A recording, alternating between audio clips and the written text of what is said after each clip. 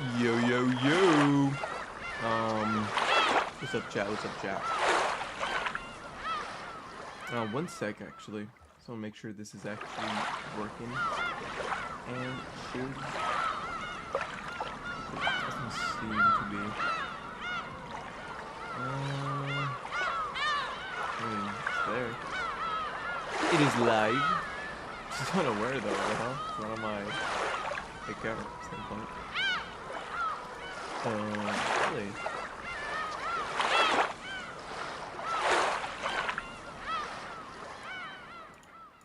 Huh. Manage my videos. Okay.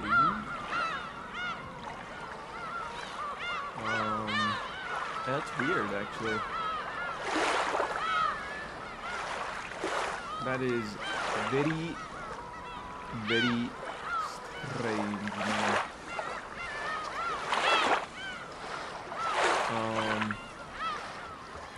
Yeah, I don't know. That's odd. But I mean, it should be working. So I'm gonna assume that it's working. Ooh, wow. This is really bad too. Let's see.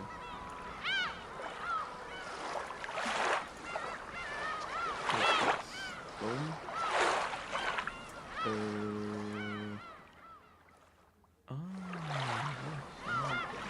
It's actually awesome. I love it.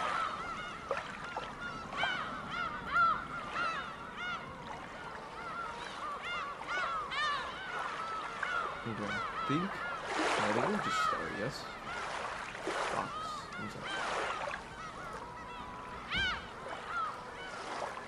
Run mermaid.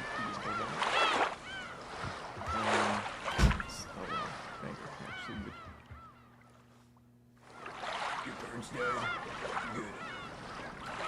Good. You can learn something from that. Your girlfriend broke up with you. Good. You can learn something from that. You guys ever heard of that guy? It's like Jocko or something. Be happy that bad things happen. Your parents died? Good. You died? Good. My god. My god. I'm actually surprised it's not even showing up. It's actually oh, it's right there. Oh, we are still back. Okay. Yeah, I guess we just go. Oh, whoops. Wow, that's really loud as well. Jesus. Dude, if I... Okay. If I have to relaunch the game, I'm gonna be so pissed. Actually, man.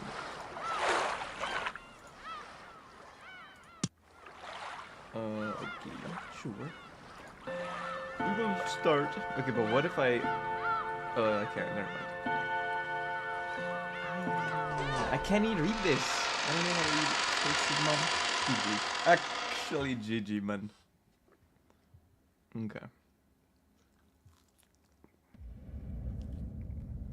This story is undoubtedly nothing more than a fantasy. It cannot possibly have any relation to persons, organizations, or whatever. Nanjo Terumasa.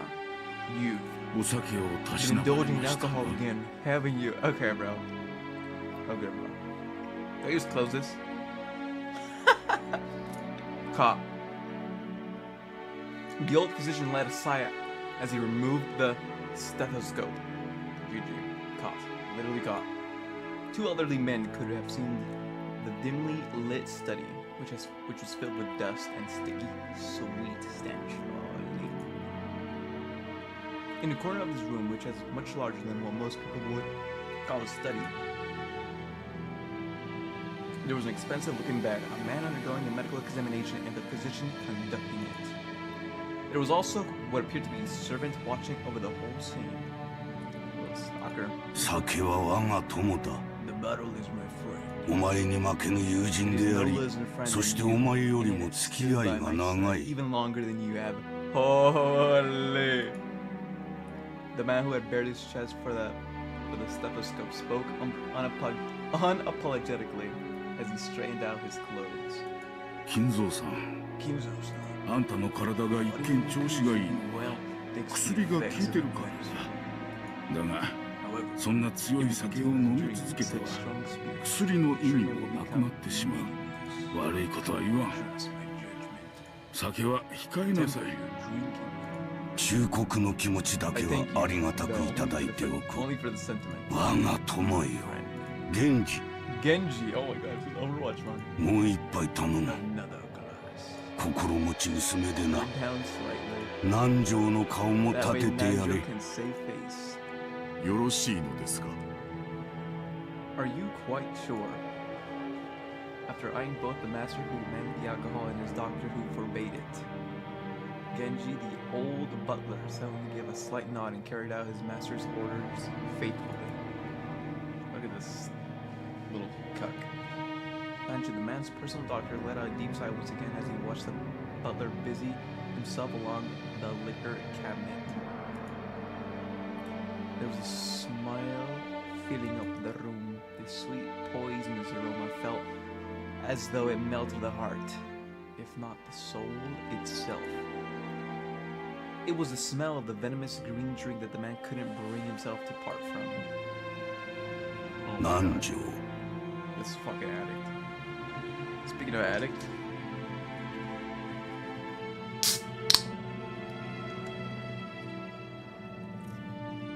Hey, let's get going, Bobby.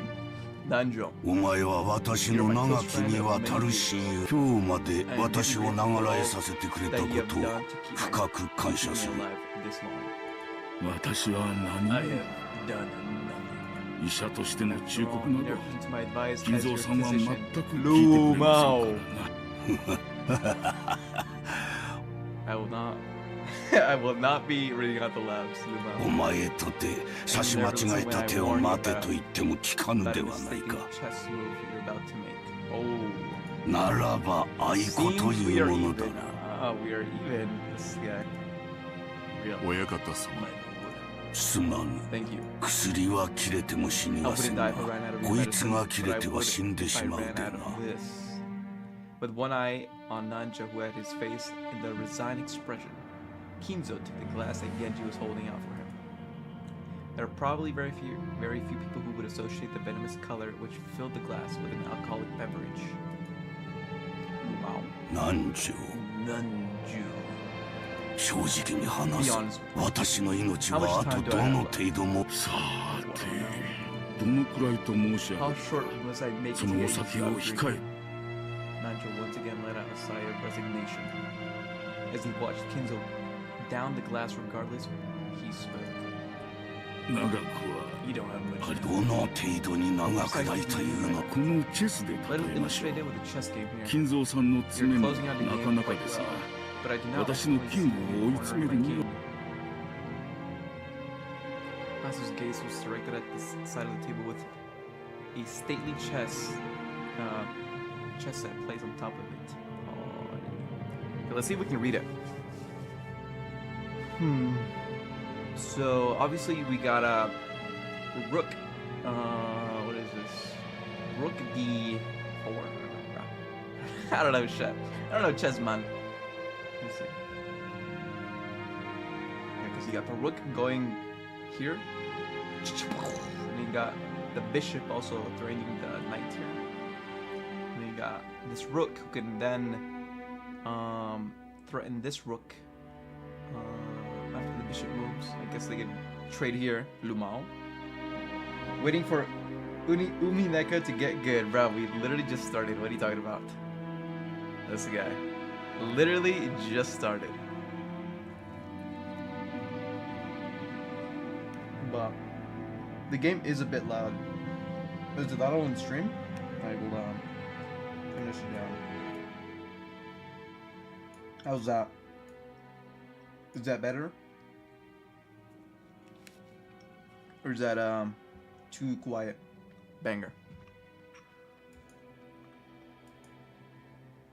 Judging by the position of the pieces, the match was well into endgame.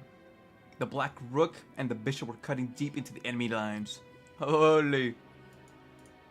The white king had already been castled and cornered, so that even an amateur could see that the match would reach its conclusion before too long. Wow, he's calling his master a little newbie to make it obvious. Lumao. Every time Nanjo came to give a medical examination, both of them would make a few moves. Nanjo was stating with confidence that Kinzo would most likely fall into his eternal sleep before the game could be concluded. Wow.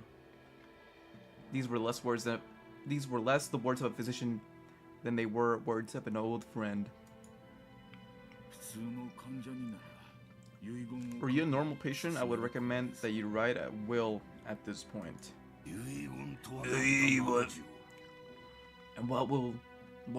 And what is a will, Nanjo? What? How old is this guy? I do not know what a will is. Bah. Handwritten instructions of the vultures on how to devour and scatter my corpse. Okay, never mind. You do know.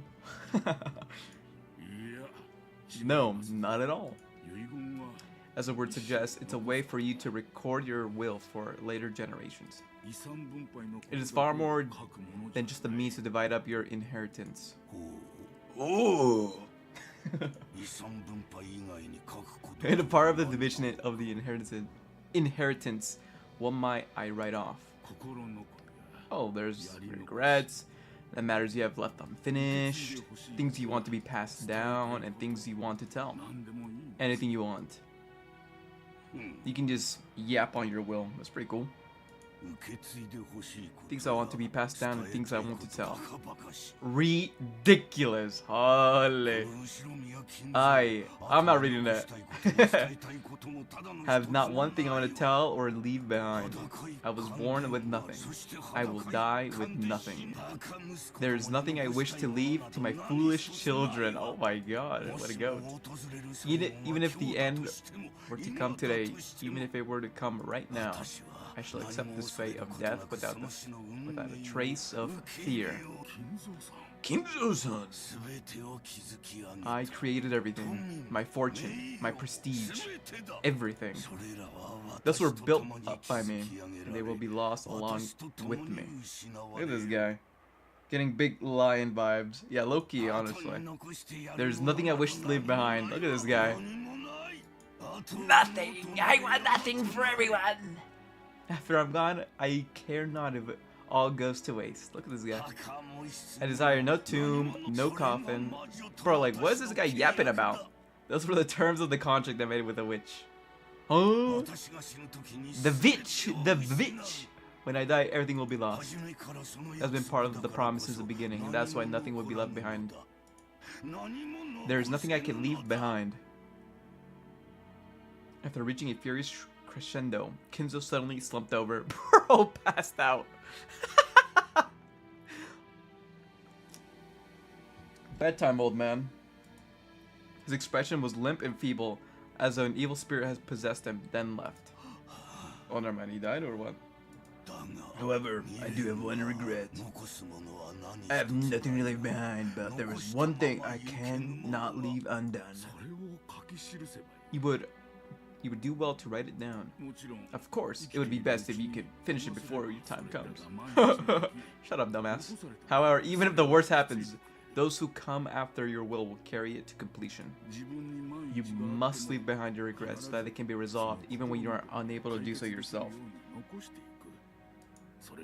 That is the purpose of a will. Real? Chad, is that real? I don't know. I mean, I feel like the regrets something that you couldn't do and, you know, couldn't be resolved, I guess. But if you can still resolve it, I mean, it's kind of ego, no? Not doing it already? But ego diff. When Nanjo tried to gently pat Kenzo's shoulder, the dying man flew into a sudden rage and batted away Nanjo's hand. Wow, look at this asshole. Don't touch me! That is no good. No good. No good. It must be done while I still live. At the moment of my death, my soul will be devoured by the demons and the contract and be wiped out of existence. Holy. There will be no peace or another world after death. Yeah. That's why everything must be done before I go. That's why a will has no meaning for me. Okay, then stop drinking, dumb ass. If I had the time to write such a thing, if I had the time to spare, I'd want to see it.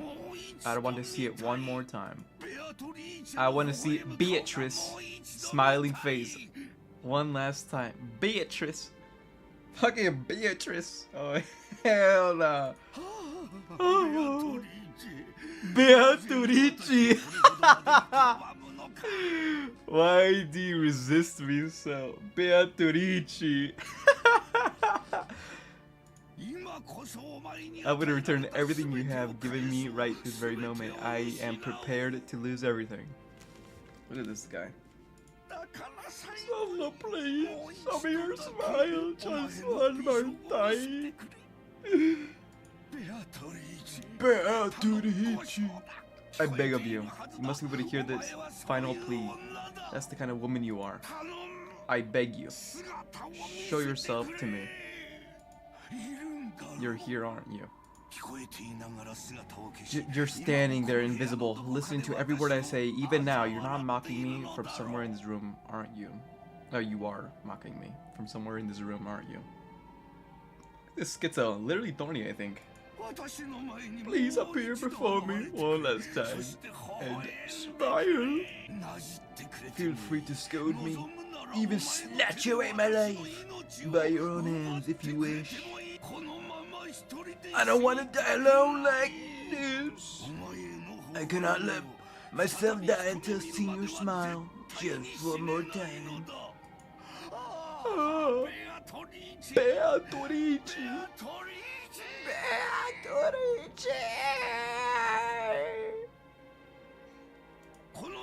I offer up my life of mine. I offer it up to you. I'm begging you. Okay, I'm not doing this shit again.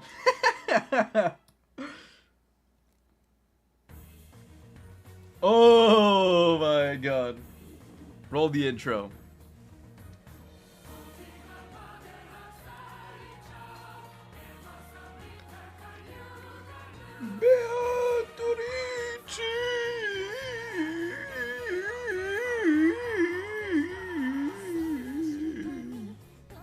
There you go.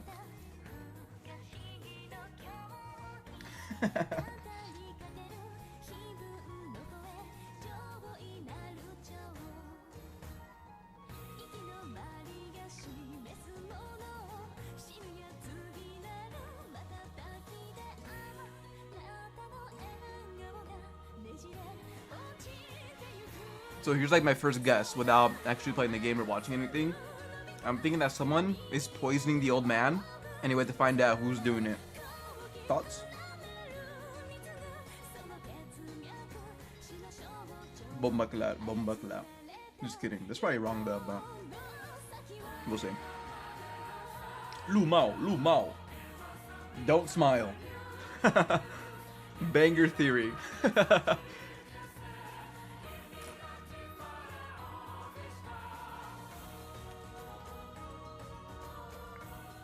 There's so much shit here. Don't smile, Lu Mao.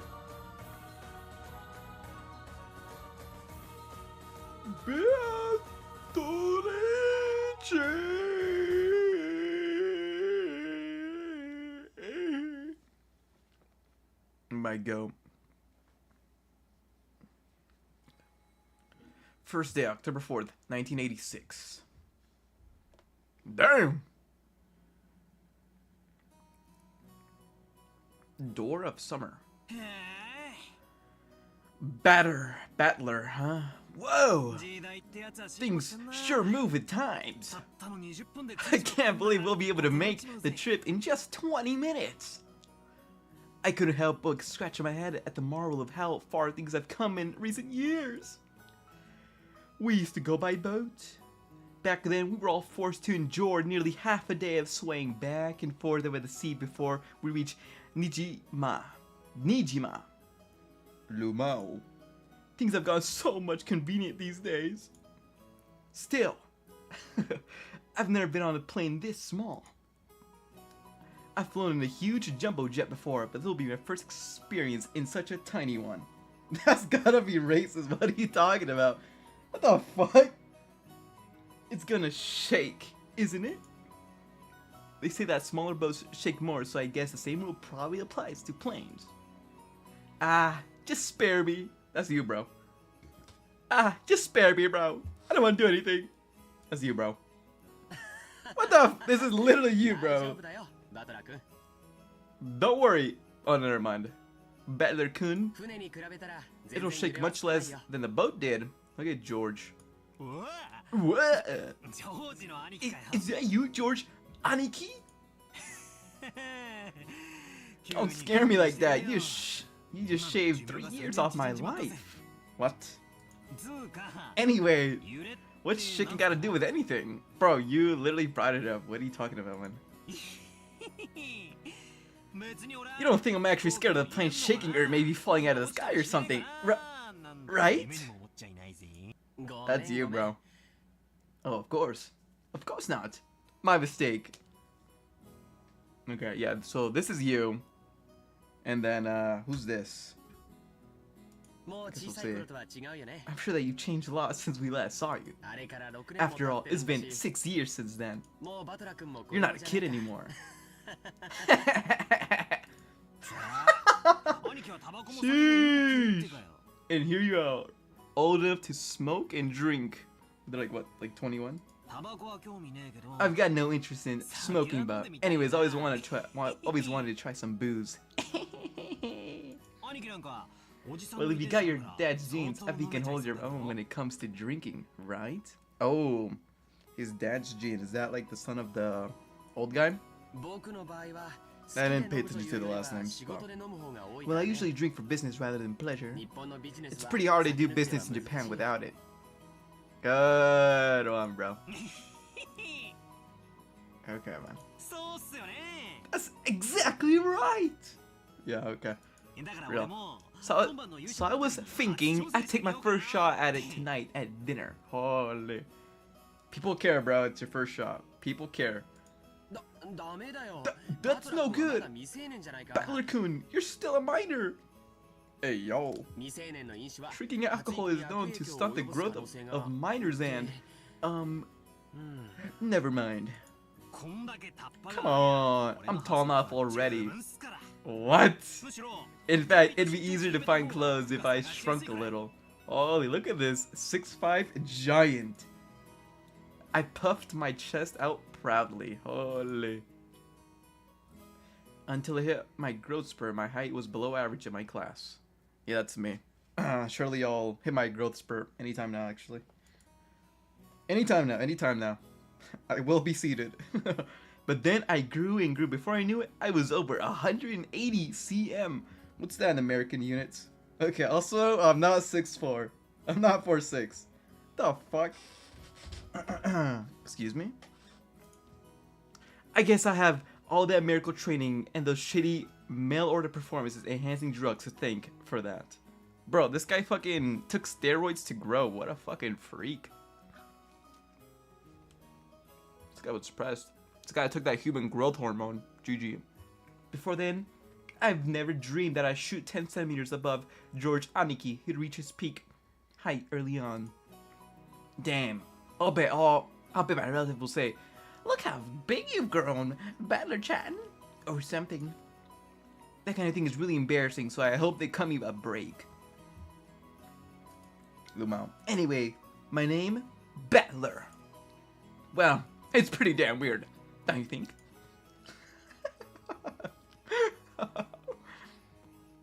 I've got to wonder what my parents were thinking when they gave me that name. Literally me, bro. That's literally what I think every single day. This guy might be me, honestly. I've never met anyone who could read it right the first time. Real. I usually get called Sento-kun. I usually get called Bake. Yup, literally me, bro. Too bad. A swing and a miss. My name is written... House. Dress. Dresser.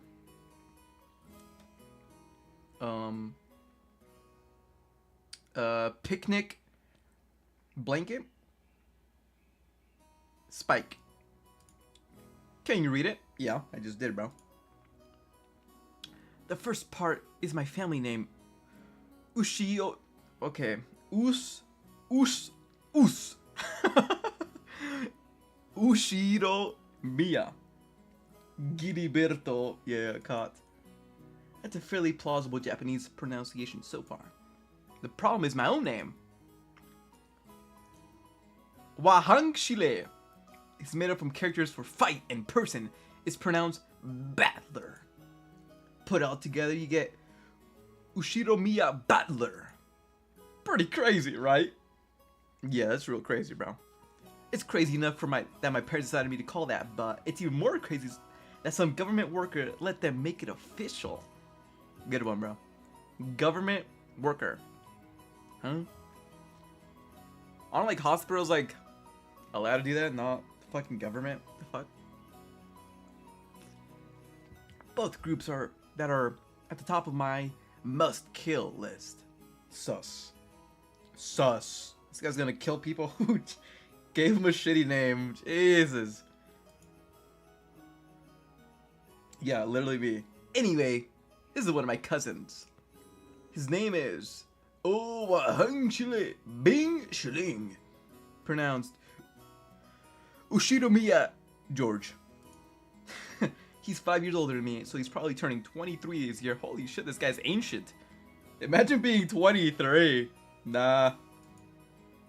Holy shit, that means our main boy is 18 and this guy's 23. This guy's ancient. Imagine being 23. Since the Ushido Mira cousins consists of 2 boys and 3 girls, I ended up playing with George all the time. And because I've always thought of him as a big brother, I can call him Aniki today. Holy. Woo! Butler cool, look how big you've gotten. You know what they say, leave a boy for 3 days and you'll hardly recognize him. It must be in his blood, I suppose. Okay, but like, cause he's a hag or what? Rudolph wasn't that tall either until his high school years. Perhaps people end up taller if their growth spurt comes late. Nah, it's nothing special. A real man needs to be tough and on the inside too. Who was saying anything about toughness, bruh? Bro, this guy might be thorny, honestly. The fucking assumer. Low key. Exactly! And here's fucking Derpy. Just agreeing like a dumbass.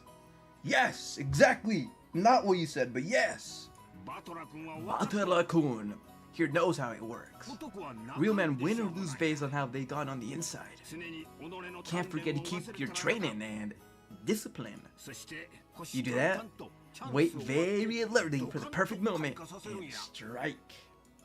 Okay, bro. Okay, bro. Eva? Nah. GG. Now, even I never imagined that I'd become the company president I am today.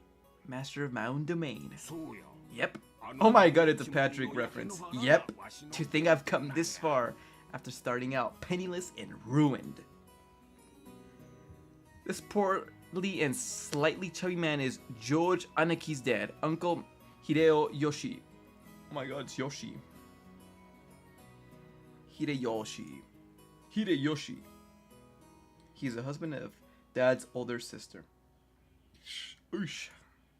In other words, we're not blood related. Holy. He's nice to children, sociable all the time, even quick to give out spending money to us kids. Simply put, he's an awesome uncle. He speaks an odd and very notable Kanzai style dialect, seemingly of his own creation, but he's actually a natural-born Kanto man. Apparently leaving an impression is everything in the business world. So speaking in a different style than other people is an act that makes him stick out more. Holy. However, I hear that he gets embarrassed when talking with an earshot of a real Kanzai person, so he switched back to the standard Japanese. I don't really get it, but he's definitely an interesting person. Can I skip this bitch's dialogue? Just kidding. She hasn't done anything. If only you weren't so quick to brag about your life story. That's enough for now, I think. I think Batara-kun getting tired of it. Aren't you? Nope, not at all.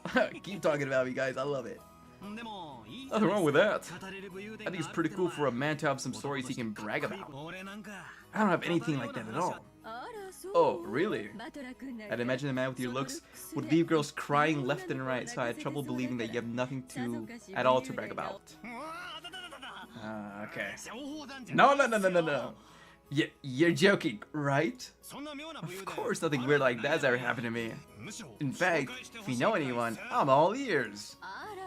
Oh, I'm sure you have some stories. What? You must tell your aunt all about it later. What? After all, a Joju never comes with anything of the sort. GG. This is my aunt and George Aniki's brother, Auntie Eva. She's my dad's elder sister. She and Uncle Hideyoshi are a pair of jokers, and they've always teased me back as far as I can remember. And sometimes they made a bit hard to get along with when I was small. That said, I'm currently in the process of discovering that they are still hard to get along with. Even so, George Aniki's family is interesting and fun. They seem to get along just fine. Sheesh. That's pretty much the total opposite of my family. Real. Oh my god. What, bro, when does this shit get good? Batela-kun. Have you seen Rudolph-san? Huh? He headed off to the bathroom a while ago. Is he still not back? Maybe the poor geezer dropped dead. Okay, I'm not saying that. That's racist. That's no way to talk about your own father. Still. Okay, that's his mom. Okay, would. There's no way to talk about your own father. Still, this isn't the first time he's taken so long in the bathroom. Yeah, the guy's been that way. Always been that way. Does he really get to take a magazine with him every single time he takes a dump? Now, what on earth might be... Oh, what on earth might he be doing with those? Okay. Oh, you don't have to worry about that at all. As long as we're together, I won't be letting him do that on his own. Okay. Pretty cool. I'll have to get all the juicy details later. Bro, that's your parents. What the fuck are you talking about? Sounds like dad got his balls in an iron grip. You know exactly what happened with that man if he didn't keep a tight grip, don't you? No, I'm kidding. You're the only one capable of reigning that old bastard. It's his son. I'm more happy to let you take over. Okay, but like... okay, yeah, I'm glad that, yes, leave it all to me. I will stroke your dad. And hold his balls. No, there's actually peak writing, I think. After all, that's my specialty. Like, what are we doing here, man? This woman is my dad's wife. Her name is Ushiro Miya Kirie. As you can probably tell from the conversation, she's not my real mother. She's basically my stepmother. My real mom died 6 months ago. El Bozo. Kira-san is the woman my dad married afterwards. I mean, I'm not a kid anymore. It's way too late for me to start calling his second wife mom. And I doubt she feels like using that word son is on a massive kid who's no relation to her at all. We aren't little kids. We know there's nothing to be gained by fighting. So we decided that we wouldn't force ourselves to pretend that we were a family. I've decided to act a bit more frank with her, as though she's a friendly neighbor instead. 6 years. Eh? 6 years. GG, bro. It's much easier to keep a little distance instead of forcing ourselves to act all close and making each other uncomfortable. Kira-san has been very open to all about this, and thanks to that, we've been able to get along pretty well. Wow. As we were capitalizing on Dad's being away in the bathroom to badmouth him, the man himself came back, wiping his ass with a handkerchief. Butler. What's up, lad? Okay. I'm pinching my ear. Yeah! So you've been talking trash with me with Mom again, haven't you?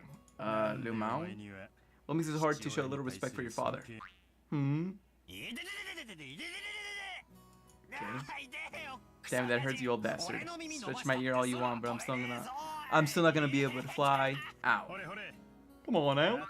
Upwards, downwards, sideways, sideways, round in a circle, back the other way. Multiplier maxed out with an extra 2x on top. Now say, Father, please forgive me for being so rude. Like hell I will. Go find yourself some members only store if you want that much. Yeah! Let go. That old bastard is my dad. And I'm pretty I think I'm pretty tall, but Dad's about the same height. So probably no surprise that Auntie Eva started talking about Dad's blood when she saw my height. By the way, my dad is the only thing I got about him. No, my dad, oh, by the way, my height isn't the only thing I got from him. It seems that having weird names runs in the family. Dad's full name is written. Oh, Wahang Chile. Gong sound effect is actually this one right here. Ding, ding, ding, ding, ding, ding, ding, ding. It's this one. I know how to read this. Trust. Can you read it? Yeah, I just did. Not many could, I'll tell you that. That mess of characters is pronounced Rudolph. He must hate grandfather giving him that name. Still, there's no reason to pass we're naming tradition on to me. That old bastard twisted all my ear all over the place. Aunt Eva snuck up behind him and grabbed his ear. Caught. Hey, Rudolph! Don't take your frustration out on the kid. That hurts, Aniki. The seat before me was a pretty realization of the trope of the older sister who deals punishment to her prankster young brother despite his size. I think it's good enough for me now. Eva Nissan. I'll sure to stretch out his other ear later on. Yeah, I wonder what else you're gonna stretch out, freak. Oh, my apologies. I must leave some pulling for you too. Rudolph, make sure Kida-san gives you lots and lots of punishments later on, alright? You don't want to talk, Aniki, bullying your little brother like that. Hideo-san, Nissan. Nissan! I do thank you very much for picking her up. If you hadn't been so generous, she'd still be unsold in the store. You have my gratitude and apologies. Who are you calling unsold? After 2 or 3 steps back, Aunt Eva unleashed one of her beautiful high reverse roundhouse kicks, which stopped just a centimeter away from the tip of Dad's nose. Oh my god, imagine. But imagine being there. Holy. 1 centimeter away from the feet. Okay. Delete that from the VOD. After starting out with Tai Chi Chuan for her figure, Aunt Eva had then developed interest in the Chinese martial arts. After that, she went through karate, taekwondo, capoeira. What the fuck is that, man? And what is it that she's learning now again? Well, anyways, they say a woman's weapons is her lower body, and that's literally true for Aunt Eva. We are seated. We are listening. Real. Did you know that a single blow on the side of the head like that would knock you unconscious? Not long ago, I accidentally connected a practice match when my opponent was out cold, Sheesh! What a pain. Guess I have to apologize for tendency to lash out with her feet too. No, you don't gotta apologize about that, actually. We're good, bro. We're good, bro. Dad, completely unfazed, shrugged and smiled ironically at Uncle Hideyoshi. We never had a brother or sister myself. So when I see you two bickering with each other, it makes me feel all warm and fuzzy inside. It sure is nice to see to have a big family and siblings. Oh, then why not consider making a little brother for George-kun? He's already a fine adult who's about to go off on his own, so it might be a good time to have another child. Hey, we have a little sympathy for the new kid and all the pain and suffering he'd have to live through. I'm surprised even George couldn't turn out as well as he did after being born from his sinister sister of mine. Real. And what an awesome kid he is. Please share some of that with our blockhead of a son someday, will you? That's not how it worked. It's thanks to Eva Nissan's proper rearing that George-kun became a good, gentle kid he is now. They beat that kid into submission. Isn't that right, Nissan? Come on now. You think so? Our George still has a long way to go. By the way, how's your little Anj-chan doing? I heard she was vomiting. Oh, that's right. And I was hoping I'd finally see your face after such a long time. Is she alright? She often catches a cold when the seasons change. She's very frail. I didn't want to bring her along, but we decided to have a family look after this time. I think that's a wise move. She'll be in the men faster if she's not exposed to that toxic head house. A child's health is always more important than an adult's convenience, don't you think? Real? I know of some great medicine for vomiting colds like that. When we get back home, I'll send it over. I'll send it right over. So be sure to give her some. Arigatou gozaimasu. Thank you very much. Hideyoshi-san. I'm always in your debt. Okay, so much yapping, man. And once the conversation gently veered off in that direction, the kids didn't have a chance of butting in. For now, I'm just happy that Aunt Eva gave Dad his desserts for tugging on my ear. Looks like we're still waiting for the weather report, George Aniki pointed out at the counter. The pending weather clearance sign was still stuck on the scheduled departure time for the flight we were scheduled to board. According to Aniki, smaller planes are more subject to winds and other effects of the weather. And it is not all uncommon for flights to be delayed because of that. Wait a sec. It isn't really going to shake, is it? From down here on the ground, it just looks cloudy and not windy. Well, I guess it's different up where planes fly. I guess so. The weather's a bit uncertain today. Aunt Eva was looking at the TV in the lounge. The weather forecast was being broadcast informing us that a typhoon was approaching the Kanto region. A typhoon again. I guess we're doomed to these, with the family conference being in October every year. Couldn't he choose a better season? I agree. I've always hoped that we could have had it somewhere around the Obon festival in mid-August. In that case, why don't you suggest that to Father and Nissan during the conference? Very funny. Why don't you do it yourself? Our brother would never listen to any suggestion, or to anything I suggested. No way. Doesn't really bother me that much to have it in October. You were the one complaining about the typhoon, so I asked him to change it. Then, that's all. I only said that typhoons always come around this time of year. You're the one who said you wanted to move it nearer to Oban. Real. Well, you said it too last year. Didn't you say it would be easier to fit into your schedule if we had near Oban? I never said anything like that. Okay. Oh, yes, you did. I certainly wouldn't forget something like that. No, I didn't. You're the one saying that all the time. Look at these fucking gaslighters. This is watch party motherfucker conversation. Are you aware? Stopping a kick, a hair's breadth is a very high level of technique. Sheesh. Women your age should be more proper than that. Real. Dad and Auntie arguing looks no different from a couple of brats bickering. I expect that's because although they normally act as mothers and fathers, they turn right back into kids again when they meet their older siblings at these family conferences. You're the one who looks like a real adult, analyzing it all calmly.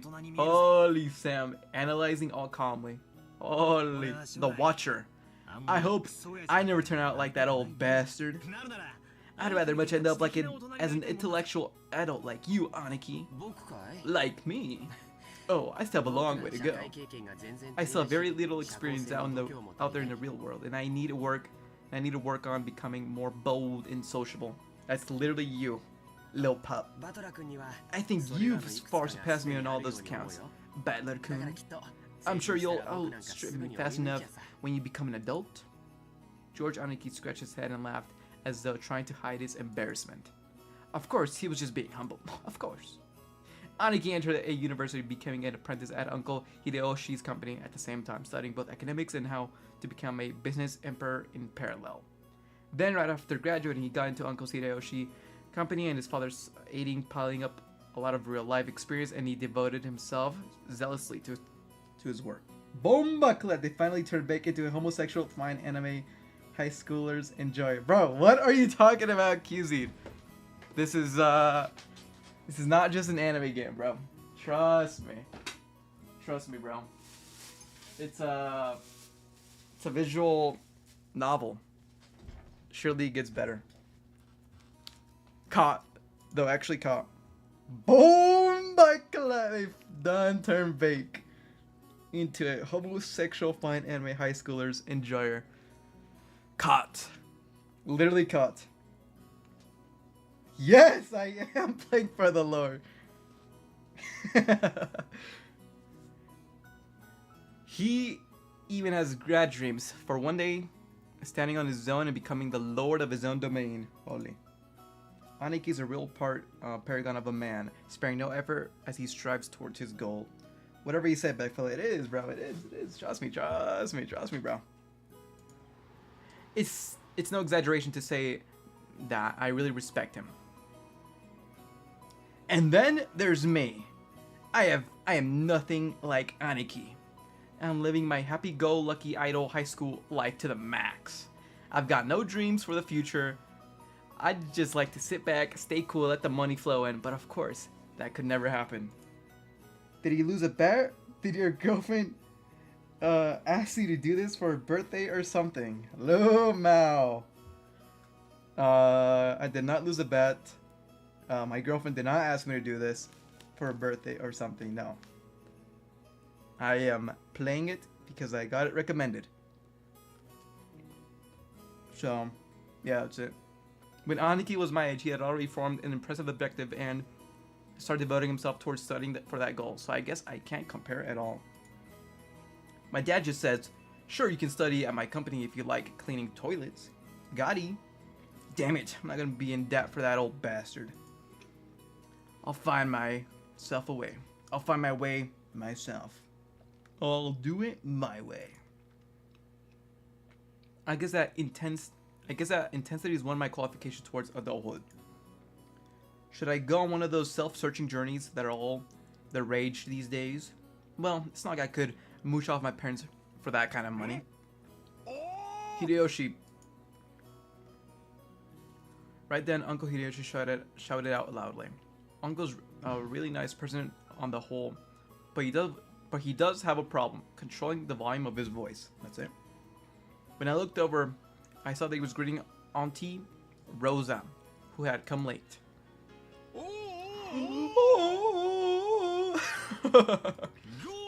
If it isn't Rosa-san!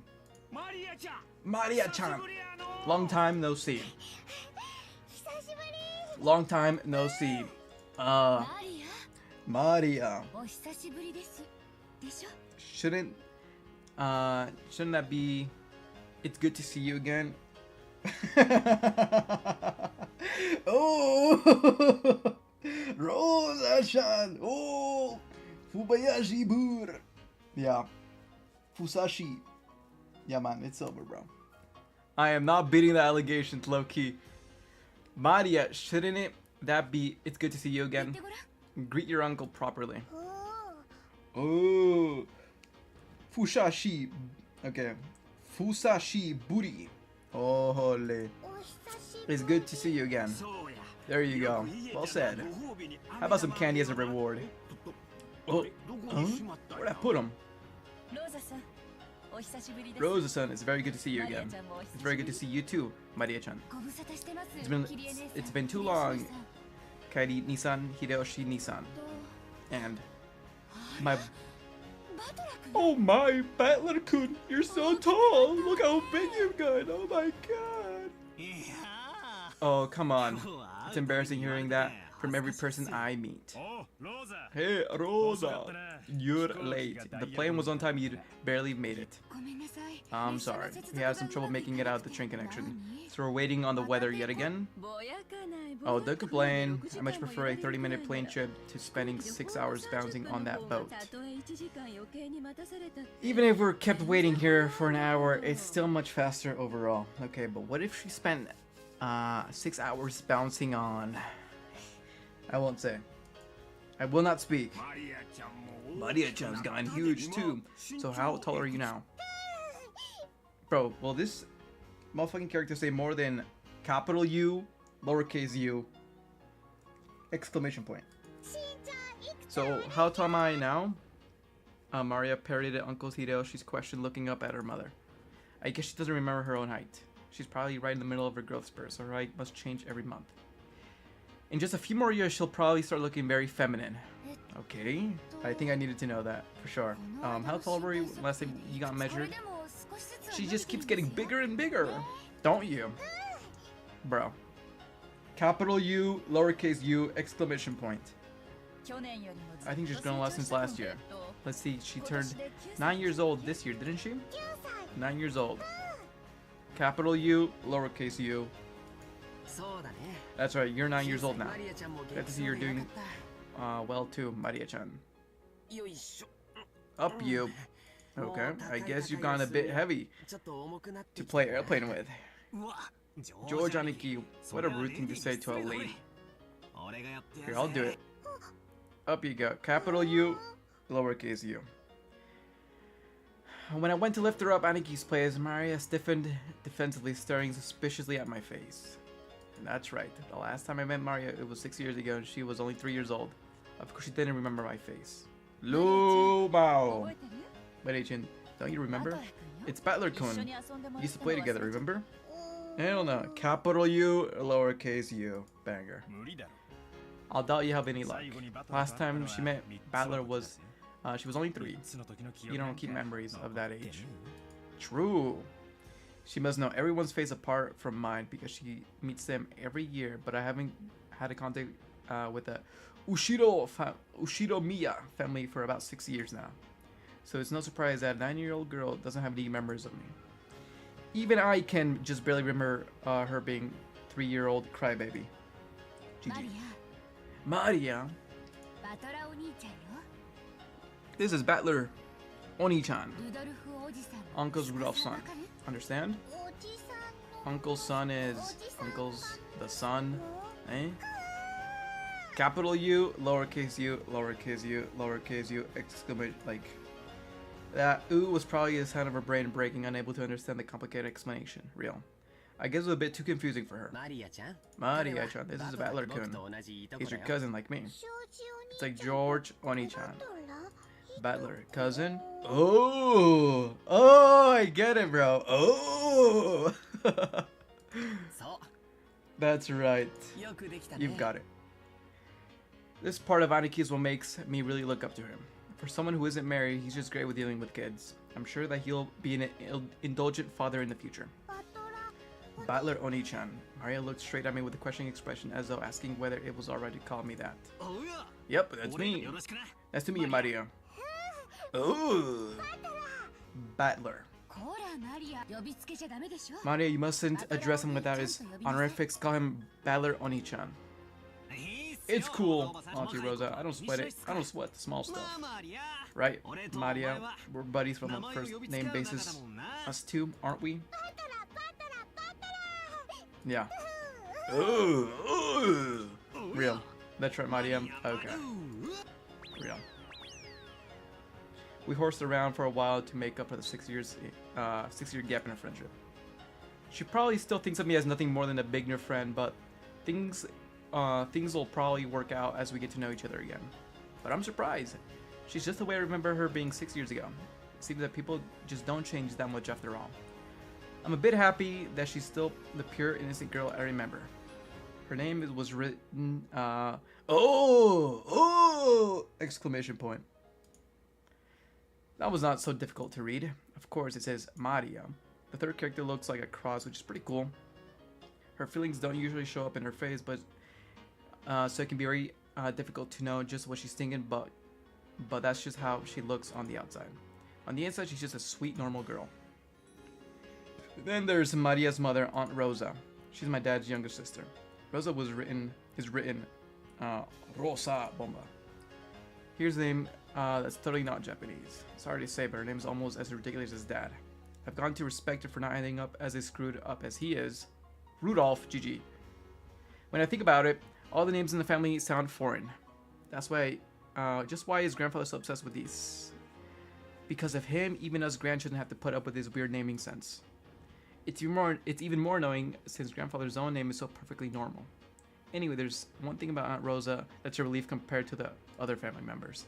That old bastard and Auntie Eva have this annoying urge to tease and mock people all the time. But even though she stirs their blood, Aunt Rosa isn't like that at all. Wow, peak, banger.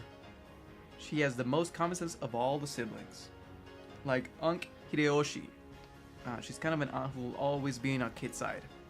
However, possibly Because she's more strict as a parent, she's not liberal with handing out spending money like Uncle Hideyoshi is.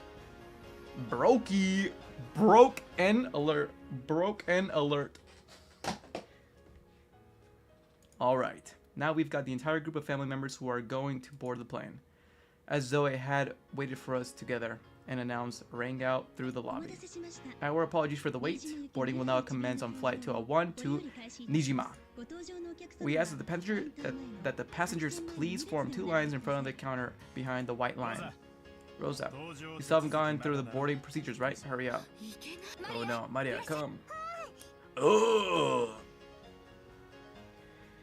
We had to go through the metal detector before going on the runway. Our small plane wasn't as massive as an international flight, but it was still a plane. A staff member holding a metal detector checked all of us. Once all of us cleared the check, we followed the staff member out onto the runway. Come to think of it, everyone here is in the Ushiro family. It's like this is a reserved charter flight or something. Our group stopped in front of the entrance of the plane. Then our guide turned around and spoke, looking down at the passenger list as she did. Boarding will now commence. As I call out the names of the passenger list, please take your seat in order, starting from the front row to on the right and going to the left onto the next row. I will now begin reading the passenger list. Ushiromiya Hideyoshi-sama. Oh, I'm first, right here. By the way, do you have candies? I've been looking all over for them, but I can't find them. Ushiromiya Eva-sama. They're in my handbag. I'll get them once we're inside the plane. I'm glad they tied up that loose thread of the candies lost. Yeah, this is gonna be convoluted as fuck. Lumao. Bro, they're tying that shit back? Yeah, it's over. Shit from like an hour ago. They're gonna bring back. I've already forgotten. I've heard that candies are a good way to protect your ears from hurting due to variations of atmospheric pressure when landing or taking off, huh? That's probably what they're talking about. I hope I get a window seat. Don't worry. There aren't any other kinds of seats. According to George Aniki, there are apparently only 2 lines of seats. Yep, it's a small plane, alright. It isn't really gonna... Is it? Oh my god, I'm actually having a stroke. It isn't really going to shake, is it? Ushiro George-sama. Right here.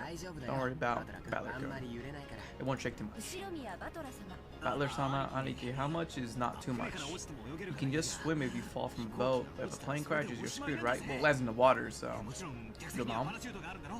We'll all get our own parachutes in our seats, don't we? Wait, we don't. Rudolph-sama, come on, Battler, quit being a wuss and get in. Don't push me! We don't get parachutes! Kirie-sama, alright, stop fooling around, let's move along. Okay, don't push me. This blockade isn't moving forward. Maria-sama. Forward. Forward. Ushiro Miya Rosa-sama. Maria, keep quiet. Okay. This is your pilot, Kawabata. We'd like to thank you for taking New Tokyo Aviation Flight 201 today. We estimate that the flight to Nijima Airport will be about 20 minutes. We are receiving reports of atmospheric turbulence. There might be some shaking of the aircraft, so we asked that you do not unfasten your seatbelts after the takeoff. Aniki, did that guy just say we needed to wear seatbelts? I'm in a jumbo jet. They let you undo them. They let you undo them after takeoff. So it's gonna shake so much we can't even take them off. Damn it, you tricked me. It is going to shake after all. Where are the parachutes? I knew I should have taken the boat. Bro, has this guy never taken an airplane in his life or what, man? Holy legend of the Golden Witch. Did the click? No. Ushiro Miya Butler. 4 more hours. Yeah, right.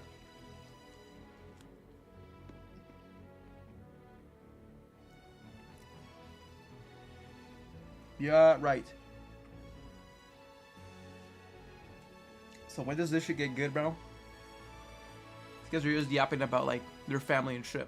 I need to know like their whole family lineage, I guess.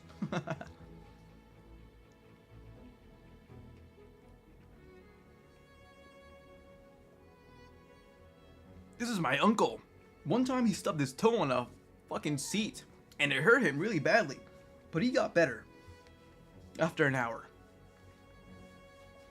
And then this other time, he hit his hand on a door. He got better after an hour. Banger. Now banger exposition, low-key.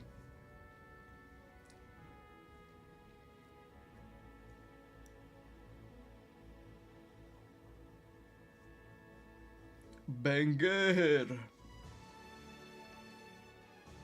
Okay, look at this banger though. Listen to this banger right here. Okay, never mind. It just stopped. Lumao. Saturday, October 4th, 1986, 8 a.m. Arrival at Nijima Airport. Should have taken a boat. The boat. DJ Mold ass. Not true, bro.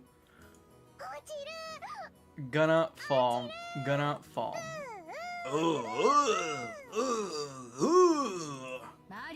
Maria, that's enough. But what a surprise. I thought there was nothing that could scare Battler-kun.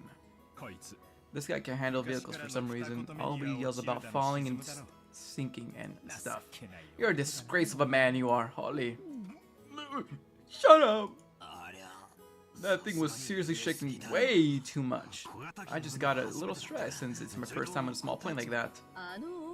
You call that a little stressed? Sounds like you'd... sounds like it'd be fun to take an overseas vacation with you, Battler-kun. Would you like to go to Egypt with your aunt? You'd get a ride on a plane for a full 14 hours. GG. There's a good plan. Battler-kun, you should let Eva-Nissan toughen you up some. But boy, you are hilarious. Laughing at him. GG. No, everyone get your own strong and weak points. Everyone got their own strong and weak points. It's bad to laugh at them. Look at this guy.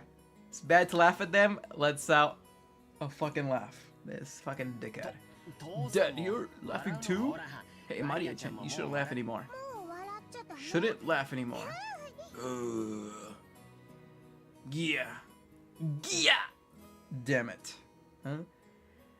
Is being scared of planes really such a big deal? Everyone obviously thinks I'm a big oaf now.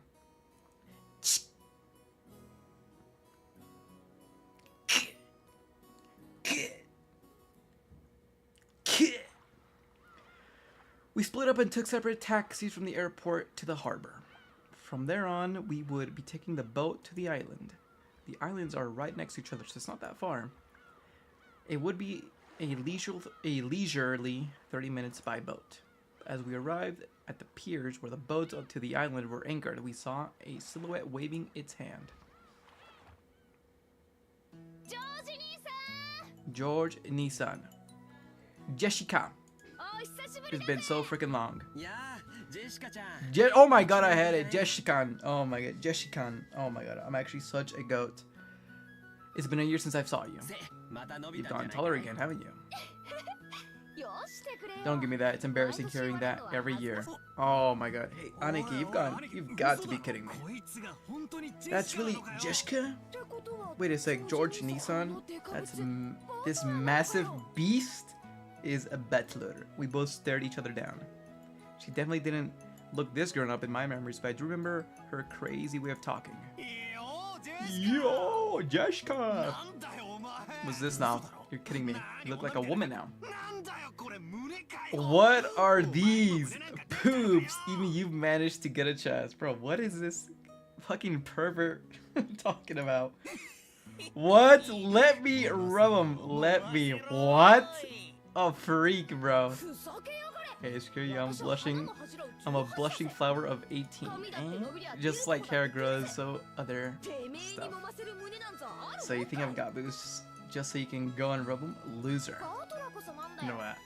What about you? You got anything back up that ridiculous size? Did you remember to actually grow any muscle? GG. You better believe I'll show you how much training I've piled up since back then. Oh, crap it. I'll beat you at your own game. This headstrong girl name is Ushiromiya. She was born under the same unlucky star as me, sharing the same kind of weird name. You see, actually it's pronounced Jessica. She's she's dad, older sisters, brothers. No, she's dad's older brother's daughter. Oh, that older brother happens to be the eldest son of the Ushiromiya. Okay, Jesus.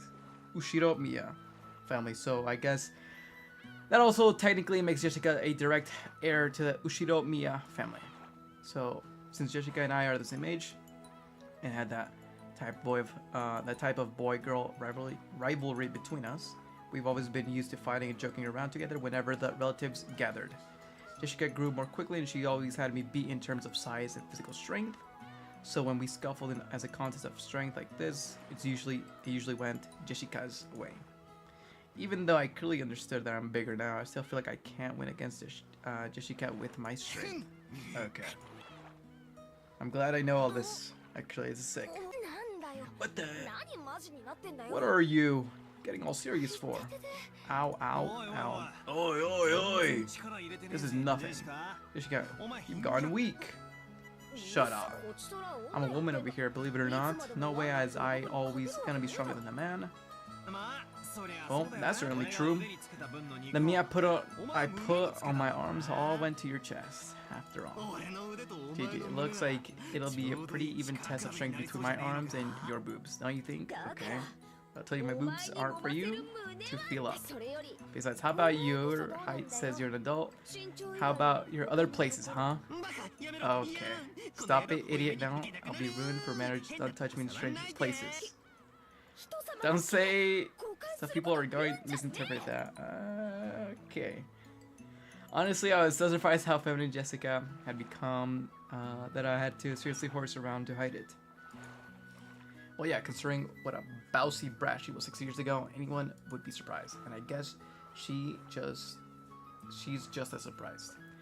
She definitely wasn't expecting she'd lose to me in a test of strength. After losing that easily, she must be shocked at how much I've grown in the past 6 years. 6 years. Once again, I'm being shown what a huge gap of time that it was. I mean, that's like a third of his life, so I mean, yeah. Crap, total defeat. It's just like I'm no match for you anymore. That's not true. Even Balor-kun must have his weakness, right, Maria-chan? Ugh. Gonna fall. Don't, Maria. Keep that a secret, okay? Fall? What the hell is that? Sorry, but you won't be seeing that weakness of mine now. After all, the nightmare plane trip is already over and done with. The only thing left is a nice quiet splashing of the boat trip.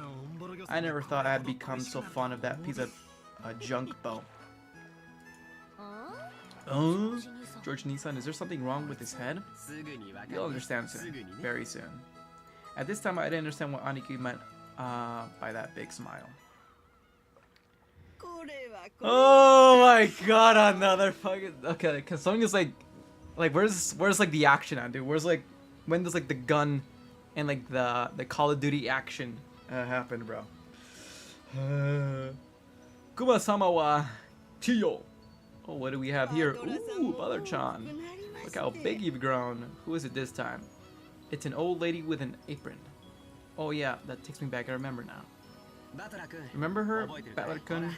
You remember, she's Kumasawa-san, one of the servants.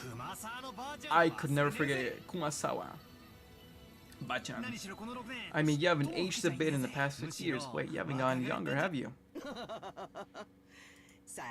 Lately, my skin's been getting all smooth and silky. And look, my chest hasn't my chest gotten even bigger as well? Bro.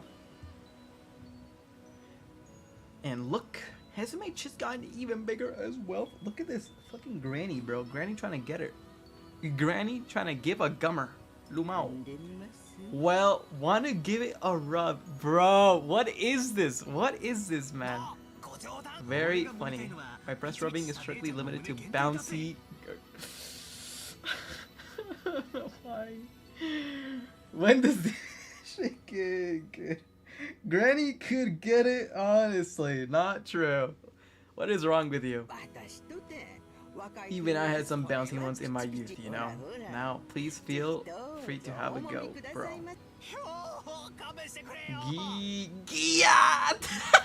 Give me a break. It's chicks I'm looking for, damn it. Not grannies. Bro's missing out. The jokes I've cracked about Jessica were being used against me. Come to think of it, she's always a type to tease people. Kumasawa-san, stop that now. People with one foot in the coffin shouldn't jump around. To spar with the young is the best rejuvenation medicine. Okay, Granny, it's rare for you to come pick us up. Kumasawa-san. What curious turn of events is this? Normally, whenever you entrusted with something to do, your lumbago always kicks in. Snicker. Eva-sama, you are harsh as usual. I found myself with some urgent purchases to make, and while I was at it, I thought I could come welcome you and all. Although, it does give a bad impression if one is waiting to greet you is a decrepit old woman. Aunt Eva spoke sarcastically, but Kumasama Bachan's years of experience were nothing to sneeze at. She was more than capable of smoothly and coolly letting that connection slide. Well, I'd rather not say it, but old Kumasama Kuwa, I'm just gonna call it Kuma, but old Kuma may be past her prime as a servant. Bro's washed up. She might act as tough, but she's in good health. But between her headaches and a lumbago, her body was wearing out. To tell the truth, the fact that she's still working is very impressive. How old is she this year again? She must be pushing 80 by now. It's incredible that she's still able to act so brightly. You just need to get more and more lively. Oh, that's right. Here you are. It's the tea I was talking about before. Look, I bought some. Please do try it later on. Aunt Rosa showed her a souvenir bag she'd taken out of her suitcase. To think that she had remembered the promise she had apparently made last year and faithfully brought it. This sort of thoughtfulness was just like Aunt Rosa. She wasn't the kind of person who would forget or break a promise. As for Kuma, she seemed deeply touched by the fact that not only that had Aunt Rosa remembered that year-old promise, she had brought that gift for a simple servant like her. This woman is Kuma Kiyo-san. She's a senior servant who's been working at the Ushinomiya head house for many years. As you could expect, for someone her age, she isn't that good at manual labor, but for kitchen work to cleaning and laundry, she's kind of the super servant who can handle just about anything. It seems like her only flaw is a tendency to slack off. I hear that she tried to get away with heavy or troublesome work by playing up her chronic disease. In Kuma's case, maybe she could call that sort of lazy craftiness, though it probably doesn't impress those paying her salary. Ah well, even if she's pretty flaky when it comes to work, I could never dislike her. I guess that's probably because her cheerfulness and her constant smile. Hey, glad to see you're still fine. You're still in fine spirits. How's your back doing now? Even with the medicine, it's not getting one whit better. According to the doctor, nothing can be done for this one. It was called an incurable disease. Blows me away how you kept getting prettier, Jessica. Okay, isn't that like the uncle talking to his niece? Like, bro, what's bro going on about, man? Really glad you ended up like Natsuhi Nisan. Really? Personally, I don't think I look like her at all. I mean, I don't even want to be like my parents because I got zero respect for them. No, you shouldn't say such things. It's amazing how many people don't want to be like their parents in our family. Ah, that's me. That's me, That's me, actually, That's me. Hell no. Don't you dare start talking after me. Your nose shouldn't look like mine. Already pisses me off. Oh, your nose looking like mine already pisses me off. God. What are you talking about? It's ridiculous how completely alike you are and like your father. Oi, oi. Come on now. You can't be serious. Just how am I like dad? You're as copy in arrogance and self-importance. Father's blood is especially strong in you and Nisan. What do you say, Rosa? Oh, absolutely. Kraus Nissan and Rudolf Nissan are almost unbelievably like dad. Alright, already. Why am I the only one under fire from the girls? Hideo Yoshi-Nissan, please help me out. Yeah, my man, enough. You're always so popular with the ladies. I'm jealous. Look at this fucking derpy motherfucker. Banger. Oh my god, fucking granny, bro. As usual, you're popular enough to make me jealous. Well then, everyone, shall we head over to the boat? Come on now, Maria-san, let's get on the boat together, alright? Get on the boat together. Everyone get on together. Hell yeah, this time around, I'm not gonna be scared. I'm used to being shaken up by the waves. With this piece of junk fishing boat, I'm less afraid of the shaking than the engine breaking down on the boat drifting off. Oh yes, Balakun, I forgot to tell you. That fishing boat was completely decrepit, so it was taken out for a few years, out of use for a few years back. Now we get to take it to the island in another boat. Oh, right, the Balakun's first time in a new boat. It's super comfy and freaking fast. It can go crazy high speeds. Ooh, that means less trip time, right? That sounds great! I mean, a boat might be better than an airplane, but you're still telling me that we can spend even less time exposed to the danger of sinking? That's just really awesome, dude! Oh, is Battler gonna fall off? It's gonna fall again. That's only on airplanes. Everything's fine now. You know, it's apparently a modded high-engine boat. Captain's pride and joy. Seems he tinkered with it a lot. He's going on about how he attaches 4 high-efficiency propellers to it, and now it can break 40 knots or something like that. He bragged to me so much I ended up memorizing it. Me too. I remember, since we're told about it every year. The captain said that since he lost his speed contest with a foreign fishing boat a long time ago, he became obsessed with the modding. He told us how his opponent back then could go over 30 knots, even though it was only a fishing boat. To fulfill his thirst for revenge, he created an awesome whole new super high-speed modded boat. I'm sure you'll just love it, Battler. Super high-speed modded boat? My first thought of this would be much better than those beat-up boats that might sink at any time, but for some reason, I'm getting this feeling of foreboding.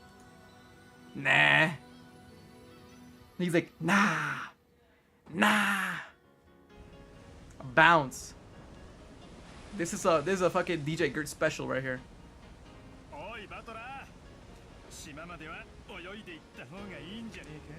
Hey Battler, maybe you could just swim to the island? Maybe you should just swim to the island. Battler couldn't. You shouldn't lean over the railing too much. You might fall. Gonna fall. Damn it! This is why you're all grinning before. Super high speedboats said to have been modded to hell and back by its cabinets as a personal hobby. Was definitely nothing like the battered old fishing boat from 6 years ago. Holy! It's shaking! I'm gonna fall! Yeah, man. Gonna fall. If I fall, I'll be in the sea. I'll drown. God damn it! Where's the parachute? Right now, where's the buoy? Give me your life jacket. Real. What the hell, Battler? What's that supposed to be? Yoshika, Maria-chan, it's not nice to tease. Balakun, if you're scared, then just don't come out on the deck. I think if you stay inside of the boat, you'll be less afraid. That's a no, thank you, Aniki. Shipwreck victims are always the ones inside the boats. The survivors are usually those on deck during the accident. So I'll be staying right here. But it's shaking. I'm falling. Okay, man. Maria, I told you to behave yourself. But Balakun looks like you really can't handle it.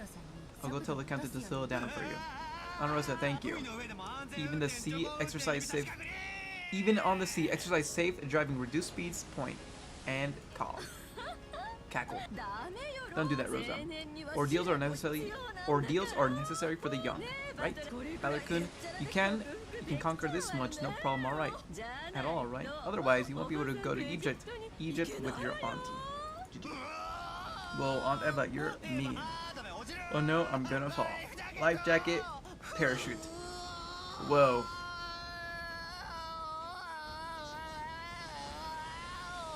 Bro, he holds that shit though. No. Okay, turn it over and think that way. That's the enemy aiming for. What's the enemy aiming for? He wants to make me afraid like this? If that's what he's aiming for, too bad. Like, hell, I'll be scared. Stop it, I'm gonna fall. No, that was good actually. So, after I made a huge fool of myself for a while, Aunt Rosa had a talk with the boat captain and he slowed down to a more manageable speed for me. Woo! This speed is a bit better. Earlier, I didn't even feel alive. The new speed which I was capable of tolerating was approximately extremely slow. But that's just how completely insane the whole boat was shaking. Sliding and leaping on the ocean's surface. It felt like I was riding on the back of a flying fish. Jessica was guffawing at me as I leaned against the railing, tired and disheartened. I lost in the strength contest earlier, but I'm glad to know I've got the edge where it really counts. But seriously, laughs at him. GG. Damn it, go ahead and laugh. One of these days I'm gonna find your weakness and I'll get back at you. And then your boobs will be mine to squish. Okay. Bro. When does this shit get good? Well, we'll see about that if you ever do find it, okay? Ooh, Battler all worn out. Yeah, Battler all worn out. I want to die on land, not in the ocean nor the sky. Maria was patting my back, so I patted her head in return. Her expression was blank as usual, but I did realize she wanted to console me. Cool. Battler-kun, the captain is throwing in drinks to make up for this. Have a drink and take a break, why don't you? To calm yourself down. George, Aniki, and Kuma brought us each an ice-cold drink with drops of moisture on the can. Charging on Kuma's big grin, our friends inside the boat were probably all rolling around, laughing at my moment of pure terror. Damn it, I'm so embarrassed that I can't bear to face any of them. If I didn't change the subject somehow, I had this feeling I'd be the butt of everyone's joke for the whole trip, so I tried to think of something harmless to talk about. Hey, Jessica, how about Uncle Karaus and Aunt Natsuhi doing? My old man and my mom, unfortunately, they're fine. Wow, unfortunately, they're fine. Though every other word out of their mouths is study, which pisses me off. I'm so jealous because it doesn't look like Uncle Hideyoshi or Uncle Rudolph say those kinds of things. Oh no, when I was locking up during an exam, I was always getting told exams. I thought it was annoying, but now I am grateful.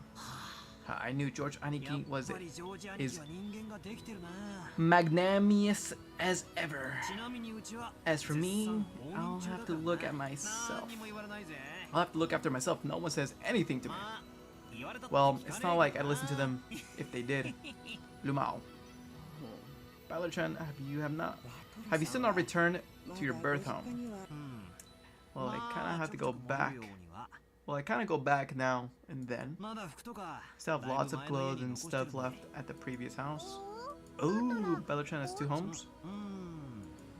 Something like that. Why? Why do you have 2 homes? Ooh. Only Maria couldn't really grasp this situation, voiced her naive question. However, the others just shot nervous glances at me, choosing not to respond even though they knew the answer. Look, you can see the arbor now. Look, over there. Can you see it? Studying, that's Thorny, studying for exams. Real, bro, study up. Oh, there. I got an exam I gotta study for tomorrow, actually. There. I got an exam to study for. There. I gotta work on this video now. Fuck that guy. I'm gonna kill him. Saw the harbor. Apparently, Jessica was trying to be nice by changing the subject. Apparently, she was trying to be nice, but I don't know. Well. I'd rather not talk about it if we can't help it. But it's uncomfortable to have it treated like some kind of weird taboo. I don't mind that much myself anymore. I am Ushimiro Miya. But the truth is that for the past 6 years I've been living with my grandparents on my late mother's side, as I've been using her family name. When those grandparents passed away, one after the other, I basically have had no choice except to go back and live with that old bastard. Wow, they hate their fucking grandparent, bruh. That drinker. The drinker. Don't get me wrong, I didn't just run away from home or anything like that. The only one at fault here is my dad. I don't really blame Kirie-san. Being able to hold on to that old bastard's reins and ride out is no mean feat, eh? But as for the betrayal that the old bastard inflicted on my mom, well, unfortunately, I still haven't fully gotten over that.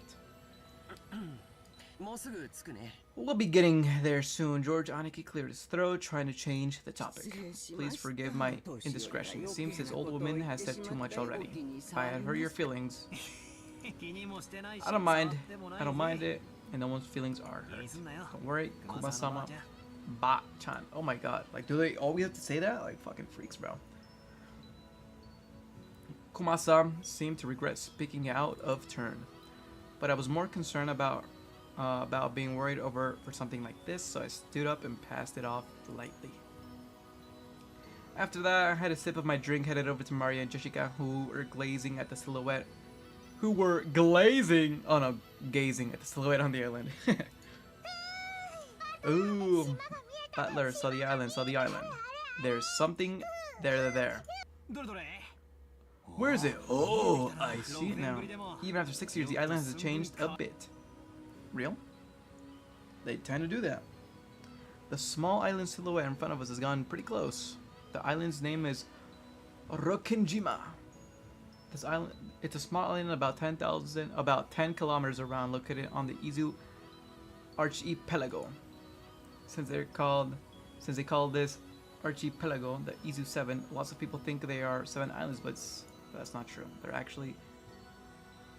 There are actually more than just 7.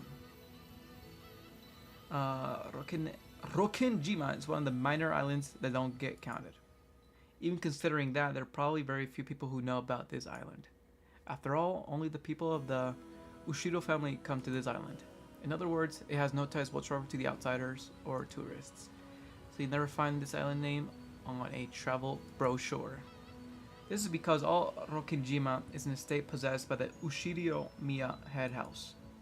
Only the Ushiro Miya family lives there, and only people connected to the Ushiro Miya family come and go there. There's nothing there except a harbor and a mansion. The vast majority of the island is still just uncultivated forest. Such a waste when it could be made into a nice golf course. Yeah, what a waste, bro.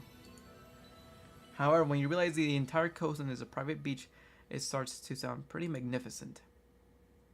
You might have realized it by now, but put it simply, well, the Ushiro Miya family is just rolling in dough. The fortune possessed by the head house is apparently vast, and Dad and the others who make up the branch families have built up plenty of wealth for themselves, finding success in their respective businesses. I've been living a commander's life at my grandparents' home these 6 years, so I'd completely forgotten. But the old bastard house really is elegant, and everything about it is tuned to match the snobbish taste of the annoyingly rich. Come to think of it, I guess it means George, Aniki, Jessica, Maria, and I are all wealthy, high-class gentlemen and ladies. Needless to say, none of us feel that way at all. I don't see myself being rich, and George Aniki, who takes self-discipline very seriously, doesn't let himself get too comfortable. Jessica is always complaining that she'd rather move to the city than to be rich. And Maria is still talking about a kid who isn't even interested in money at all. I guess that attitude itself is snobbish.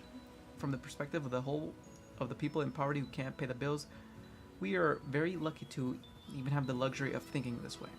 This isn't the place to explain any further, so I won't. Anyway, it's the same as not being able to choose the parents you're born from. I didn't ask to be born into a rich family.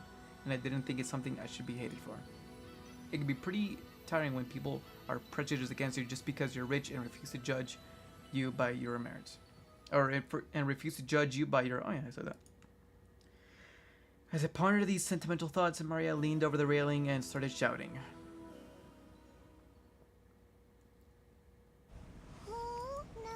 Ooh, gone. What's wrong, Maria? Did he drop something? Gone, gone. Maria kept yelling, gone. From her words alone, you would think she perhaps dropped something, but she was actually pointing out over the ocean as she silhouetted. What's wrong? Oh, it was a silhouette, probably. What's gone? I'll look for it too if you want. What is it? She dropped something. She would have probably looked down at the floor, but she was pointing over the ocean. One would assume that she had seen something over the ocean, but she kept saying that something was gone. Strange. However, since my last memories of this place came 6 years ago, I was able to spot it before Aniki, who comes here every year. If I remember correctly, wasn't there a torii or something on top of the small crag around here? Oh, that's right. It definitely was there. I remember it well since it was like a landmark. The first thing to see... Okay, the first thing to greet you as you get closer to the island. Whoa, you're amazing, Batladder. Even though it's been 6 years, you still remember? It was here, wasn't it? I remember it too. There used to be a shrine and a torii, something like that, standing alone on that crag. On that crag. And now you mention it, they are gone, aren't they? They definitely were there last year, I think. Gone. Gone. Goodbye. Maybe they were washed away by the waves or something. It was a small crag. It probably got brittle because of its exposure. I think so too. It actually disappeared during the summer, apparently.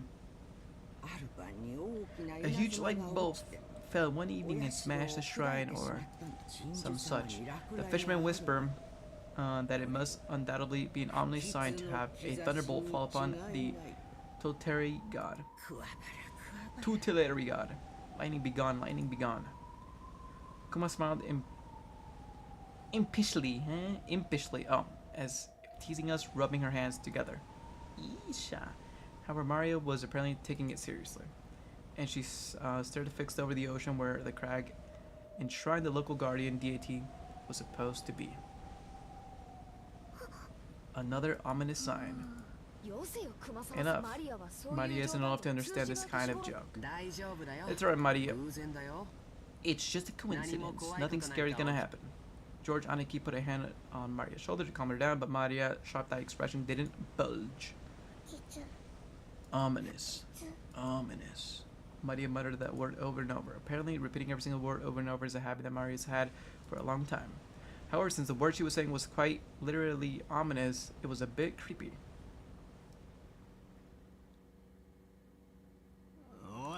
Hey now, Maria. Some disaster really will come if you say that word over and over, you know?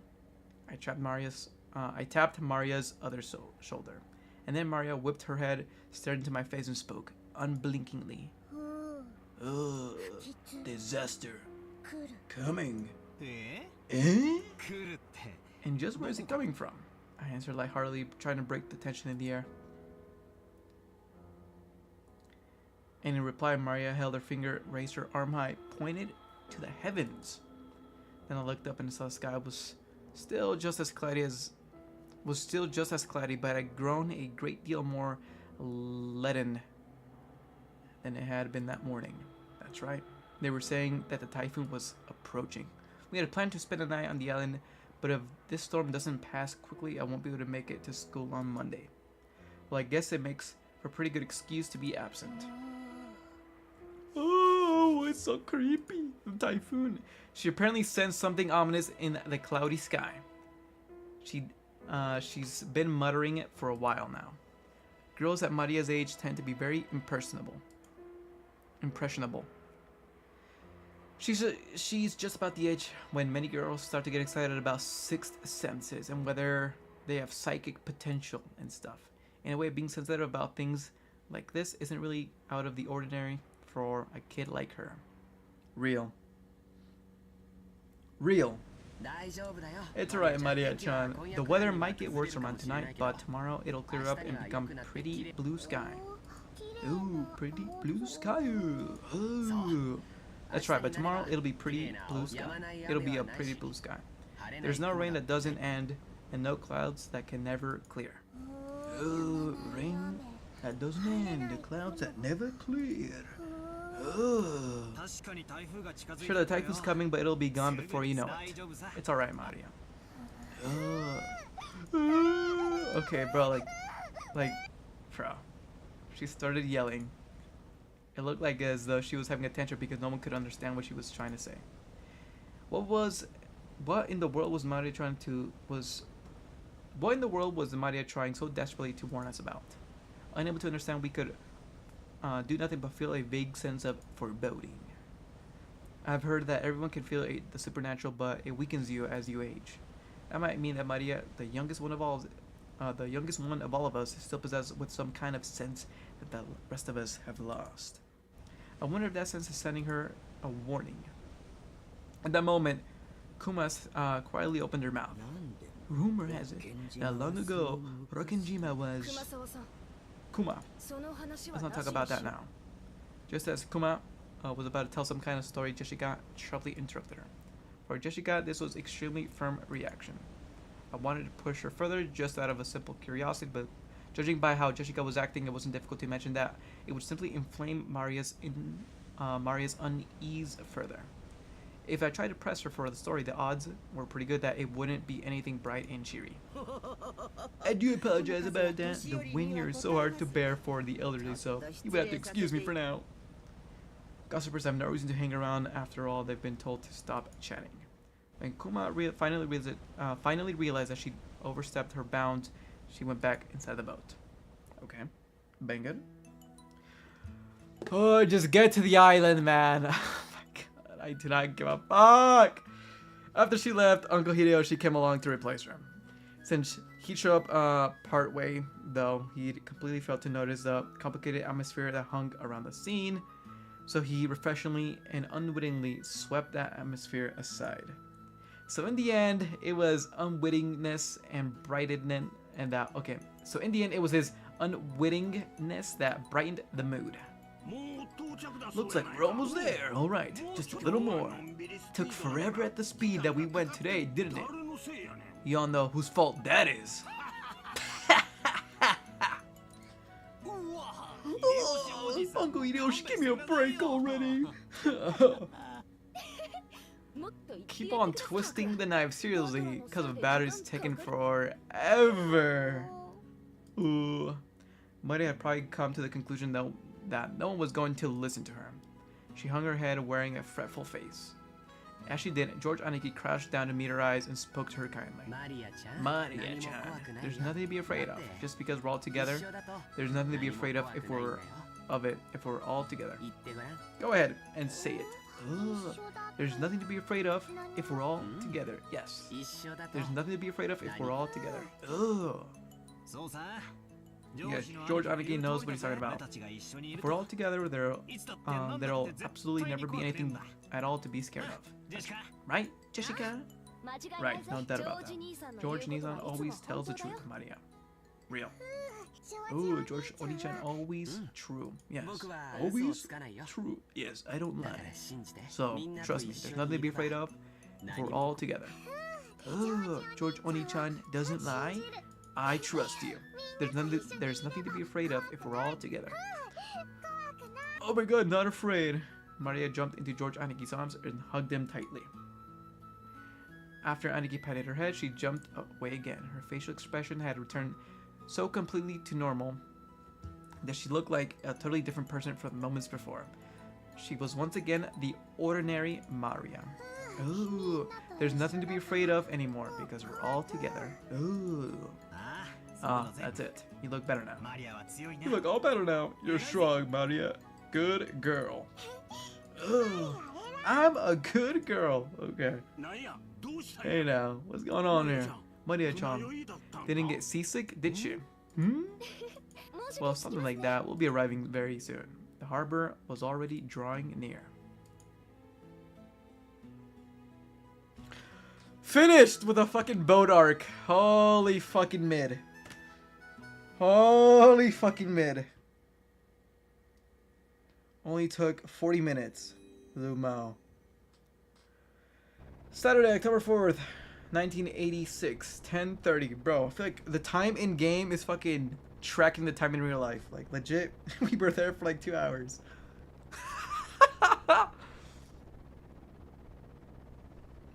Holy fuck. Okay. The boat gave a big shudder. Seems like we docked at the harbor. The boat driver came out and jumped to the pier among the mooring rope. A large man in a tuxedo was waiting there waiting for us, with a warm, smiling face. I didn't know him, but judging by his clothes, I guess that he was a servant of the Ushihiro house head. Welcome home, milady.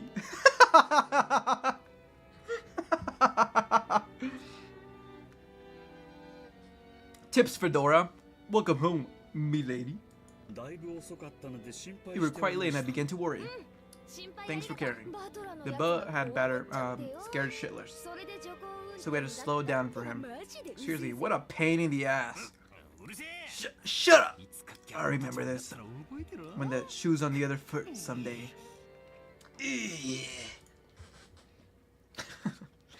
At this rate, the word will spread around the entire family and I'll become the big conversation piece during dinner. Even without this, everyone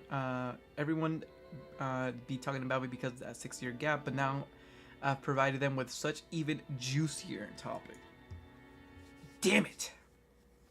Why does the Ushihiro main family have to live on this isolated island? In the meantime, the boat had finished its mooring. A small plank had lowered so that we could get it down. One by one, our parents came out of the boat. You must all be quite tired from your long trip. Madam, please allow me to assist you. Thanks. It's been a while, Goda-san. How are you? Thank you for your concern. It's always my pleasure to serve. Look at this fucking cuck. Bombakla, he's still playing. Yes, I'm still playing. Battler-kun, this isn't your first time meeting Goda-san. If I'm not mistaken, you weren't working here 6 years ago, right? Indeed. So please allow me to greet him for the first time. It is an honor to meet you at last, Battler-sama. I'm pretty secure about my height, but you're huge. This is definitely your first meeting. If you'd ever met a big guy like you, I'd never forget. If I've ever met a big guy. Everyone's like, it's been a long time. This is like the MC Mappa animator or what? No clue. He's just like some guy who's like mother died or some shit. It's a pleasure. I'm Butler.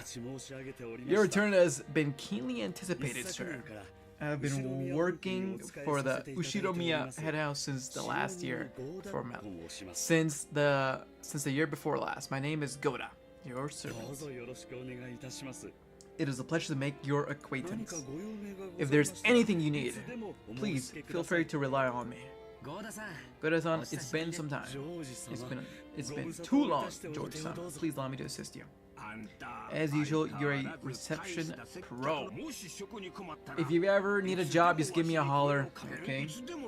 I'd hire you just like that. You do me too much honor. Please allow me to assist you, Hideo Yoshi-sama. Goda-sama lent out a hand to everyone as they disembarked, greeting them as they passed. His speech and mannerisms had the refined polish of a professional. He was very graceful in contrast with his initial rough-looking appearance. His large size made him seem a bit scary at first, but he was much more polite than my first impression of him had led me to believe. He claimed to have served on the island for more than 2 years, but had doubtless worked at a similar job somewhere before. After everybody disembarked, the mooring rope was untied and the boat started to steer away from the harbor. It was probably returning to its home port of Nijima. The captain waved his hand in farewell. Maria conscientiously waved back. I just realized why something's been feeling out of place for me. I can't hear the cries of the seagulls. Seagulls? The birds? Yes, bitch. The birds. What are seagulls, man? I remember that whenever we came to the island, the seagulls were always welcomed us with their lively meow meow cries. And because of that, whenever I hear the cries of the seagulls in other places, I get a feeling that I've come to a family conference, except for the small part of the island where those Ushimiro Miya House live.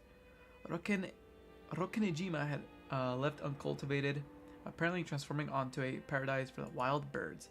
Seemingly, some cliff face or other had become home to the huge seagull colony, so this island was always full of them. Since those seagulls didn't come to greet us, I feel a bit lonely. Wow. I love having this inner narration of the character. It's so cool. I love knowing this guy's every single thought, man. It's so cool. It is so cool. What's wrong, Battler-kun? Oh, Auntie Rosa. It's nothing really. I was just saying I can't hear the seagulls, so it kind of feels a bit lonely. Oh, you're right too. They're always so lively, but I can't hide nor hear of them. What? I can't see or hear any of them. So I'll translate it to. The exposition sometimes is so bad. It's like when an anime character is like in a battle and then he's like explaining like his every move. It's like, oh my god, I need to do XYZ, twist it with ABC, and then multiply it by X before they do this. If I don't do this, I'm gonna die. You know, like, right? And like time slows, like it's literally that, but like on cooldown. But I mean, honestly, I don't mind the writing too much so far. I kind of like the level of detail. GG. I don't mind it. Oh my god. Dirtball. Why no seagulls? Maybe it's because the seagulls are having a gathering somewhere too? Maria, did you want to see the seagulls? Wanted to. What happened to them? What happened for them all to disappear? Maybe Jessica made all of them into skish kebabs and ate them. Holy. Ooh. The hell? Don't say disturbing stuff like that. You'll get Maria all confused.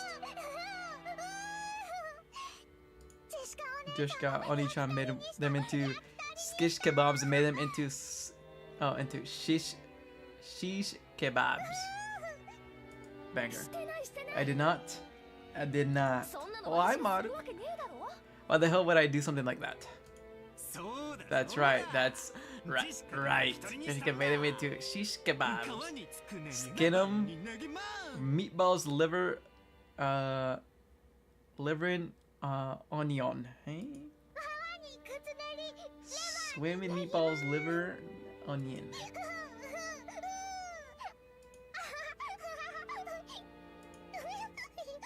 Bro, oh my god.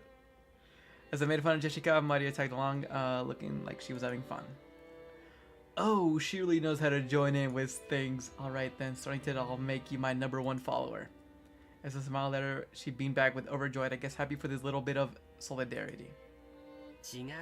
Where's my voice acting? Bro, I am not voice acting the child. You have AIDS. Okay, I'll voice act this guy. That is not it, Maria-chan. That's how you sound. I read that the wild birds are tuned to changes in the weather and atmospheric pressure, and it looks like the weather will get worse around night. It's possible they hurried back to their nests. Not kebabs. Jessica only didn't make them into kebabs. I did not. I told you I wouldn't do stuff like that. Alright, Battler. You admit it right now that you lied. Battler-kun. Maria-chan is a naive girl, so she even takes jokes seriously. Should you choose your jokes more carefully, or you should choose your jokes. George Aniki scolded me gently. Even though I outstripped Aniki in his height, he still commanded my respect as an elder. As an elder, bro. He's like 4 years older. He's like 23, man. Relax. As an elder. Guys, that means you guys should be referring to me as elder as well. I should be referring to Derpy and fucking Thorny as elders, bro. No choice but to obediently apologize. Hey, my bad. My bad. Maria, that was just a joke. It's just that today the seagulls are all quite in their nests. Battler line? George Oni-chan, true? I was having fun, but you were actually just tricking me. Her pure eyes seemed to accuse me. Maybe I went a little overboard with her, after all. Yeah, that's right, that's right. Like George Annika said, it's true. The weather is so bad they probably went home for today. It doesn't seem they're gone, does it? Right, Auntie? That's right. Tomorrow, when the weather gets better, I'm sure they'll come back and let you hear them. Mia Mia cries. Real. I'll wait for the weather to get better, so they come back. Wait for tomorrow. Wait for the weather to get better. Real. Maria's mood lightened, and she started to look forward to tomorrow when the seagulls would come back and fill the skies. Still, George Aniki is really amazing in taking care of kids. I think I remember Aniki taking good care of me as well when I was a brat 6 years ago. Aniki might have quite some talent for this kind of thing. George Kun, you're amazing at taking care of kids. I think you could work in childcare. It's like you were born to do that. To me, it seems like you're more you than doing business in some company president office. Oh, me? No. Childcare is a very respectable job of its own. It's not something like you can merely do by liking children. Yeah, Derby. You can't just work with children just because you like them. Lo Mao.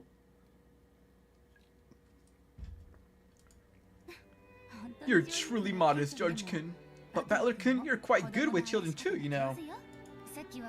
Earlier, even if it was just for a time, Maria seemed to be having a lot of fun. Keep on playing with her like that. Keep on playing with her like you don't. Like you did just now. Just choose the jokes carefully though, alright? Giggles. Aunt Rosa winked at me, giggling a little. Hey yo. A real mother? I thought to myself, who's happy with Maria looks like she's having fun. Come on, Rosa. You're in your bed. What the hell are you doing here? Can I move on? Alright, we're coming. The old bastard was beckoning us to hurry up. We better get moving. It's not like it'll be too late to have some discussion after we got our luggage in our rooms. Well then, everyone, I shall lead you towards the guest room where you will be staying. Please, this way. Goda-san called everyone and started leading us. Kuma-san brought up the rear. She brought up the ass. Hey yo, man. Hey yo, man. Oh my god, look how beautiful. Wow. A serpentine twisting path led through the dim forest. It ran a bit uphill. I guess the path was made twisting so that the slope wouldn't feel too much. Lu Mao. I guess it makes sense actually. But personally, I'd be happier if they been man enough to make some stairs in a straight line. Look at this fucking Alpha Chan. He's the alpha. I walk up high slope stairs. I am the alpha. The alpha is above all. Real. Know that they made a twisting path on purpose to put on airs of distance and importance. Before long, we saw the garden-style stone steps. Ah, now I remember how it goes from here. Goes up and these...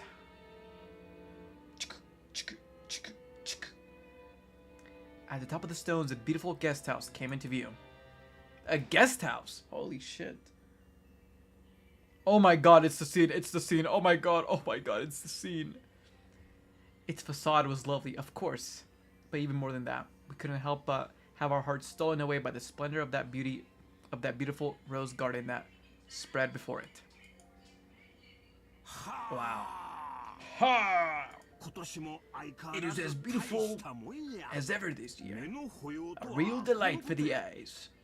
As they reached the top of the stone steps, the people welcomed in by the rose garden voiced their appreciation one after another. Aren't the flowers less lively this year? Must be because the summer wasn't warm enough. I also believe that is so.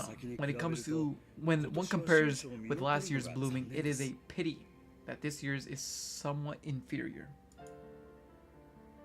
Even so, it was a delightful rose garden.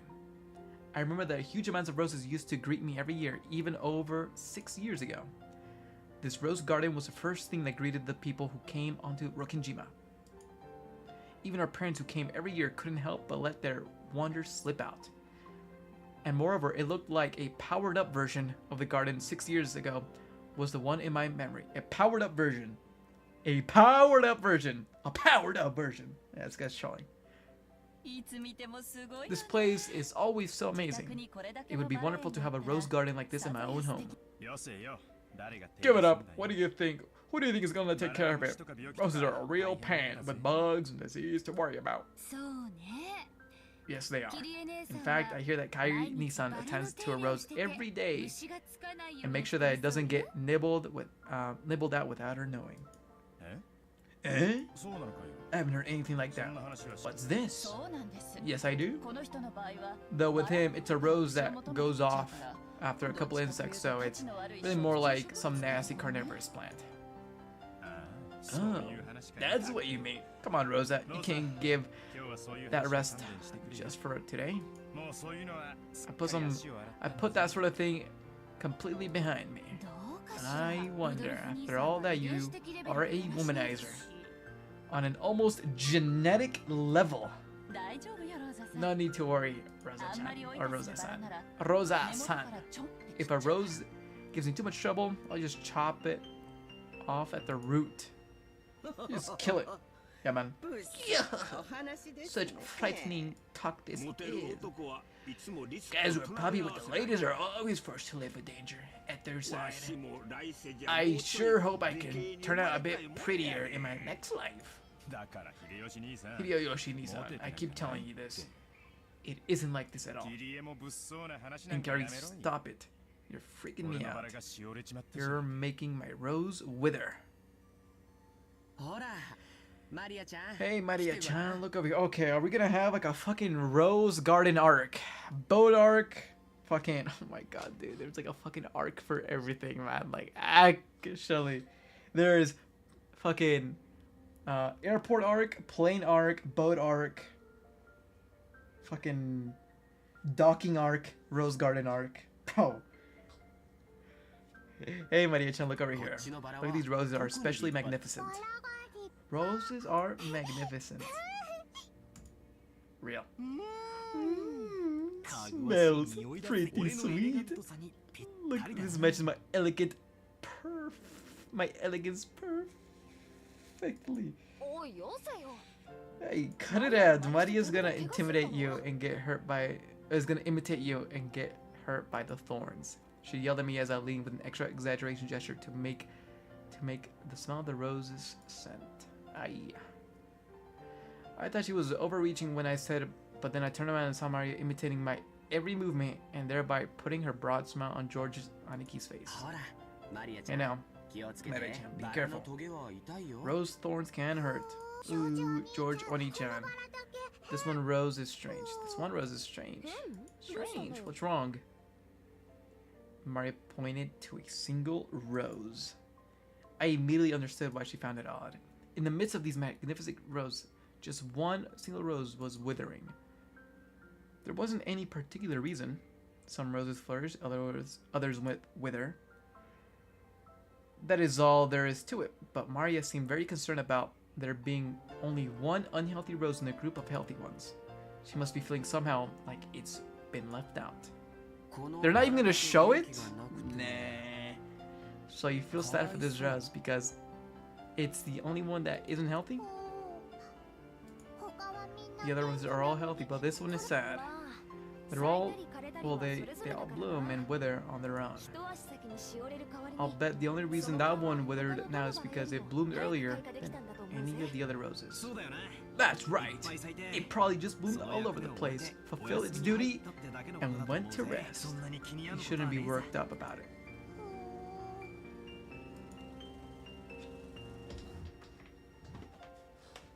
It seemed that Maria's pure and sensitive nature was making her feel some emotional pain for the rose that withered alone. Even though she understood the logic of it, it still felt lonely to her. Okay, Maria-chan, why don't you look after this rose until we leave then? George Aniki straightened up and felt around his pocket. Then he took out a wrapping from the candy he had eaten on the plane. He twisted it into a thin string, then gently tied the rose as a sort of marker. Hey, that's pretty cute. Let's mark it with this. Later on, you can come and give it some water. I'm sure Mr. Rose will be happy. Mr. Rose. Come give it water. I think you should give Mr. Rose her name. I think I'll make it happy. You'll get to know her a little bit better. A name. Name. Okay. Though she wore her usual sullen face, Maria crossed her arms and began to consider this intently. At the very least, she appeared to have been completely pulled out of her slump. Nice going, Aniki. George Nisan has always been really understanding. Can't help but respect him. Yeah. I guess that's just his gift. We've got to learn some lessons from him. Real. Was this gardening as fancy as this when you were just a kid? It was only after I left the house that it became this grand, though I was more fond of the previous rustic garden. Nissan fiddled with it too much with this slightly questionable taste. It was much better the way it was before. Eva, you've got to think positive, no matter how it might have looked. Its beauty now is something to admire. You'll be able to relax a lot better if you look at it that way. I didn't mean it like that. I was just saying that I would have liked you to have seen the old, more wonderful garden as well. Now then, everyone, if you please, I'll be getting into your rooms now. Goto-san called everyone to ask if we were ready, but our hearts had been completely stolen by the rose garden after years of absence. It didn't lend him an ear. Since we weren't a travel group, it wasn't like we had a strict schedule to follow. Besides, for our parents, this was their fond old Bertha, and they had to return to, so they felt no obligation to be pressured by anyone. Understanding the situation, Goto-san continued to wait, with a wide smile for our parents to lose interest in the roses and tell him to guide us to the rooms. Holy gamole. Well? They're still here, man! You sleep! If it isn't Kanon-kun, it's been so long. How are you doing? Uncle Hideyoshi suddenly shouted. Who the fuck is this guy? In the direction he was waving, there was a slender boy. Meeting him right after a huge man like Goto probably emphasized his small stature. That boy was in the middle of transporting piled up gardening tools and piled up gardening tools in a wheelbarrow, hey? Oh, I get it. When he realized he was being called to stop, he sat down. The wheelbarrow took his hat off and bowed his head. Kanon. Konnichiwa. I figured he was probably younger than me. I realized by the general atmosphere surrounding him that he was a servant too. But though he did great Uncle Hideyoshi back, he himself seemed like he had been unsociable. It was a greeting that lacked feeling. When Goto-san noticed that our interest had shifted over towards him, he went to the boy's side and introduced him to us. Butler-sama, I shall introduce you. He's one of the servants who served the Ushimiro Miya househead, Bombaclat. Kano-san, greet our guest. I'm pleased to meet you all. I am the servant Kano. Yeah, my first impression wasn't wrong. He gave the feeling that he was unsociable, maybe a bit of a poor speaker. In contrast to Goto-san, who was extraordinarily polished as a servant, it was impossible not to feel the immaturity you expect of someone his age. When Goto-san urged him to whisper to give a bit more of an introduction, the boy named Kanon only cast his eyes downwards. Kanon-san, could you perhaps give him a little bit more as a greeting? I can't, because we are the furniture. It seemed that he wasn't refusing to greet us out of spite, but rather that he gave the impression that he didn't know what else to add to his greetings, as so he could do nothing other than to stay silent. Kanon-san, Kanon-kun, a man of few words. He might not be that sociable, but deep down he's a really good person. Don't get him wrong. You've been working here for 3 years, was it? So yeah, you've been here longer than Goda-san, right? Kanon-kun. Even though it's not like he made a super bad impression, Jessica hurried, backed him up. I see. Apparently, him being unsociable works against him all the time. Cool. Nice to meet you. I'm Battler. I'm 18. How old are you? A silence as if evaluating whether it was a question that must be answered or not. But here again, Jessica plowed ahead. If I remember correctly, he's 2 years younger than us, so 16, right? Right. Yes, that is correct. It looked like, if given a choice, he would have preferred not to tell us his age. Him not wanting to tell his age was probably because he thought he would be looked down upon for it. I remember that when I was around his age, I hated being asked how old I was by adults. I see. 16, huh? What? That's gotta be a delicate time. In that case, I asked something I shouldn't have. I'm glad you're about our age. Just be cool and call me Battler. And I'll call you Canon. Thank you very much. But just a sentiment isn't sufficient, Battler. Jessica looked flustered for some reason. It seemed to think that my impression of Canon was worsened because of his rejection. Well, I doubt a girl like Jessica understands his fretful male heart. And his elder, even by just 2 years, who would have led him to adolescence? I took it upon myself to understand that. Kanon-san, could he perhaps be a little bit more courteous? A smiling face is also the duty of a servant. I apologize. I shall make an effort. Goda-san, Kanon-kun is trying his best, isn't he? It seemed as though he was often warned about his discourtesy, and apparently he hadn't improved a bit. Goda-san kept his business smile, but let a small sign of resignation escape. Well then, I still have work to do, if you'll excuse me. It looked like Canon himself was uncomfortable with remaining silent here any longer. After another perfunctory bow, he turned his heels and started pushing the wheelbarrow again. Those are walking sounds, by the way. Just then, suddenly, the wheelbarrow wobbled and fell, scattering the load. Oh my god, and this guy's a fucking twink. I guess the wheelbarrow had a strange wheel caught on the pebble and lost his balance. What have you done? Now, quickly, clean it up! Goda-san urged him along in a low voice, as if to remind them that this is a servant's shame to present a clumsy appearance in front of the guest. Showing that he understood quite well without being told, Kanon-kun wordlessly reloaded the wheelbarrow with the fallen objects. He seemed to be fine with the light-look gardening tools, shovel and such. He looked like he was having trouble getting his arms around and lifted up some sacks of fertilizer. Are you alright? You're so careless here. Milady, you will dirty your garments. Please, leave it to him. With an elegant gesture, Goda-san took the shovel that Jessica had picked up. And at his back was the figure of Kanon-kun having trouble with the sacks of fertilizer. Look at this fucking twink. You will dirty your garments.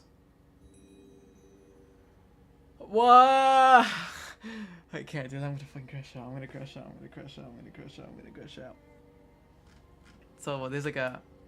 Oh! This is all the text.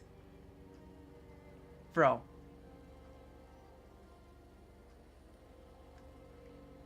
Okay. Please tell me this does not become important. Please tell me. This does not come important, man. Nah, imagine having to read all this. Oh my god. Let me reread because I forgot what happened.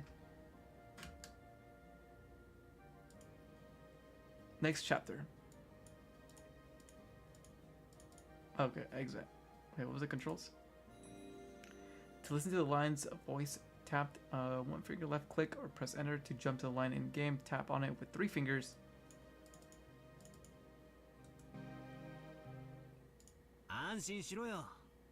But I don't even know what I did. Don't worry, the ones I'm wearing aren't that elegant. Besides, I hate guys who make the waitress pick up the fork when they drop it at a restaurant. I lifted up the other bags that had fallen. Of course, they weren't alive, but for me, it was a piece of cake. Kanekun turned his surprised eyes towards me. It was a face of one who would never have expected to receive help from a guest. But Butler, that's not necessary. I'll take care of everything. So, don't you worry. I may not look like it, but I've got it where it counts. Kanekun looked like he hadn't yet gone through this growth spurt, and was stuck with a sort of weak body. I guess this kind of weight is a bit much for him. It's quite heavy, isn't it? It's natural that it would be difficult for you. Kanekun, don't worry about it. Okay, my time to shine. This makes up for the boat part from me before, right? Ha! As if your antics earlier could be written off just like that. It needs to be dialogued. Wait, it needs to be a dialogue in order to be voiced. Huh?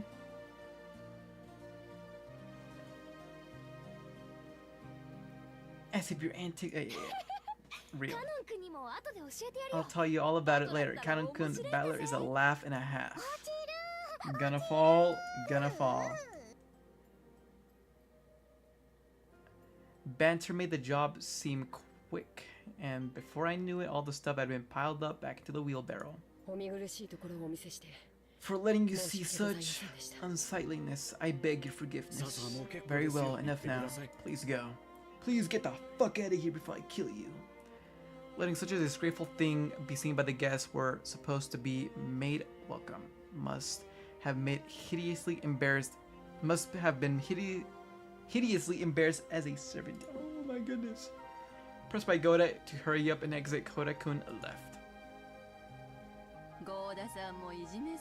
You're too harsh on him, Goda-san. Wouldn't it have been better for you if he'd have helped him instead of being a bully? You're quite correct. I deeply implore your forgiveness. Even without a twitch in his smile, Goda-san apologized elegantly. Kanekun has a ton of things he's good at too. He's just being young works. It's just that being young works against him all the time. It's a crying shame. It's a prickly age. You'd be nice to him. Keep a tight lip is just what you want in a servant, right? Kua? Wood-of-Sama, you are truly harsh. There's no servants as silent as I, of course. Everyone smiled wildly at the shameless lie. Even herself didn't believe that. Not in her wildest dreams. She said that to loosen us all up. Yeah, that's the kind of character Kua used to be. The mood that had stiffened was a little cleared up in the twinkling thanks to Kuma's cheerful smile. I need to put down luggage soon. Koda-san, how are we to split up for our rooms? It shall be the same as last year. I shall guide you. Please, this way. We headed towards the trim and the elegant guest house. This is going to be our temporary quarters for the night.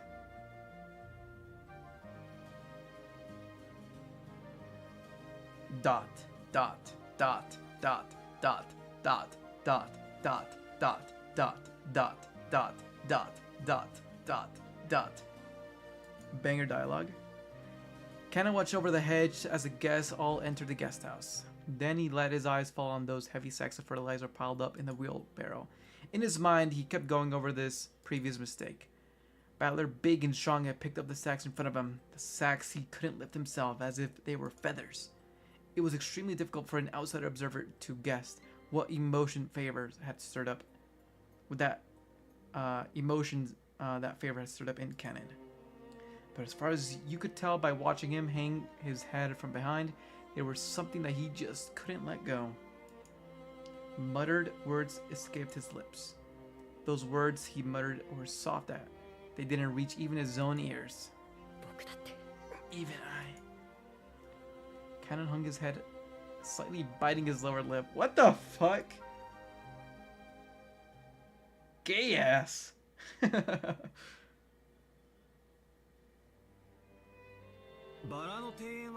remember the Rose Garden, but okay. I kind of just want to end it here. Holy fuck, this is too much. How do I not? Okay. I'm just gonna save it here. Episode 1 still. Okay, what was that about though? I gotta bring up menu what? Oh, it was right click. Oh, I see. Characters. Oh, it's kind of cool. Servants.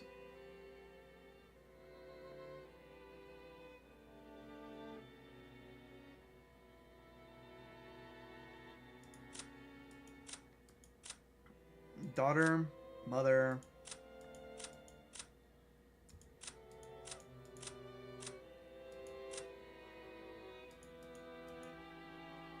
Pretty cool. Okay, so those were the logs. Okay, I see. Yeah, we'll just leave it at that. No more reading. I'm done. We are finished. But so far, so good. W streaming. I'll probably do it more either later today. Probably not later today. Tomorrow though, for sure. Tomorrow we'll do like an hour and a half or some shit. I mean, today I was only gonna do 1 hour, but ended up doing 2. So banger. Not the worst, but yeah. I guess I'll get off now, and then yeah, we'll do this shit tomorrow. Take it easy, gentlemen. Have a good night. Have a good day. And yeah, I'll catch you all tomorrow. Bye. Bye. Bye.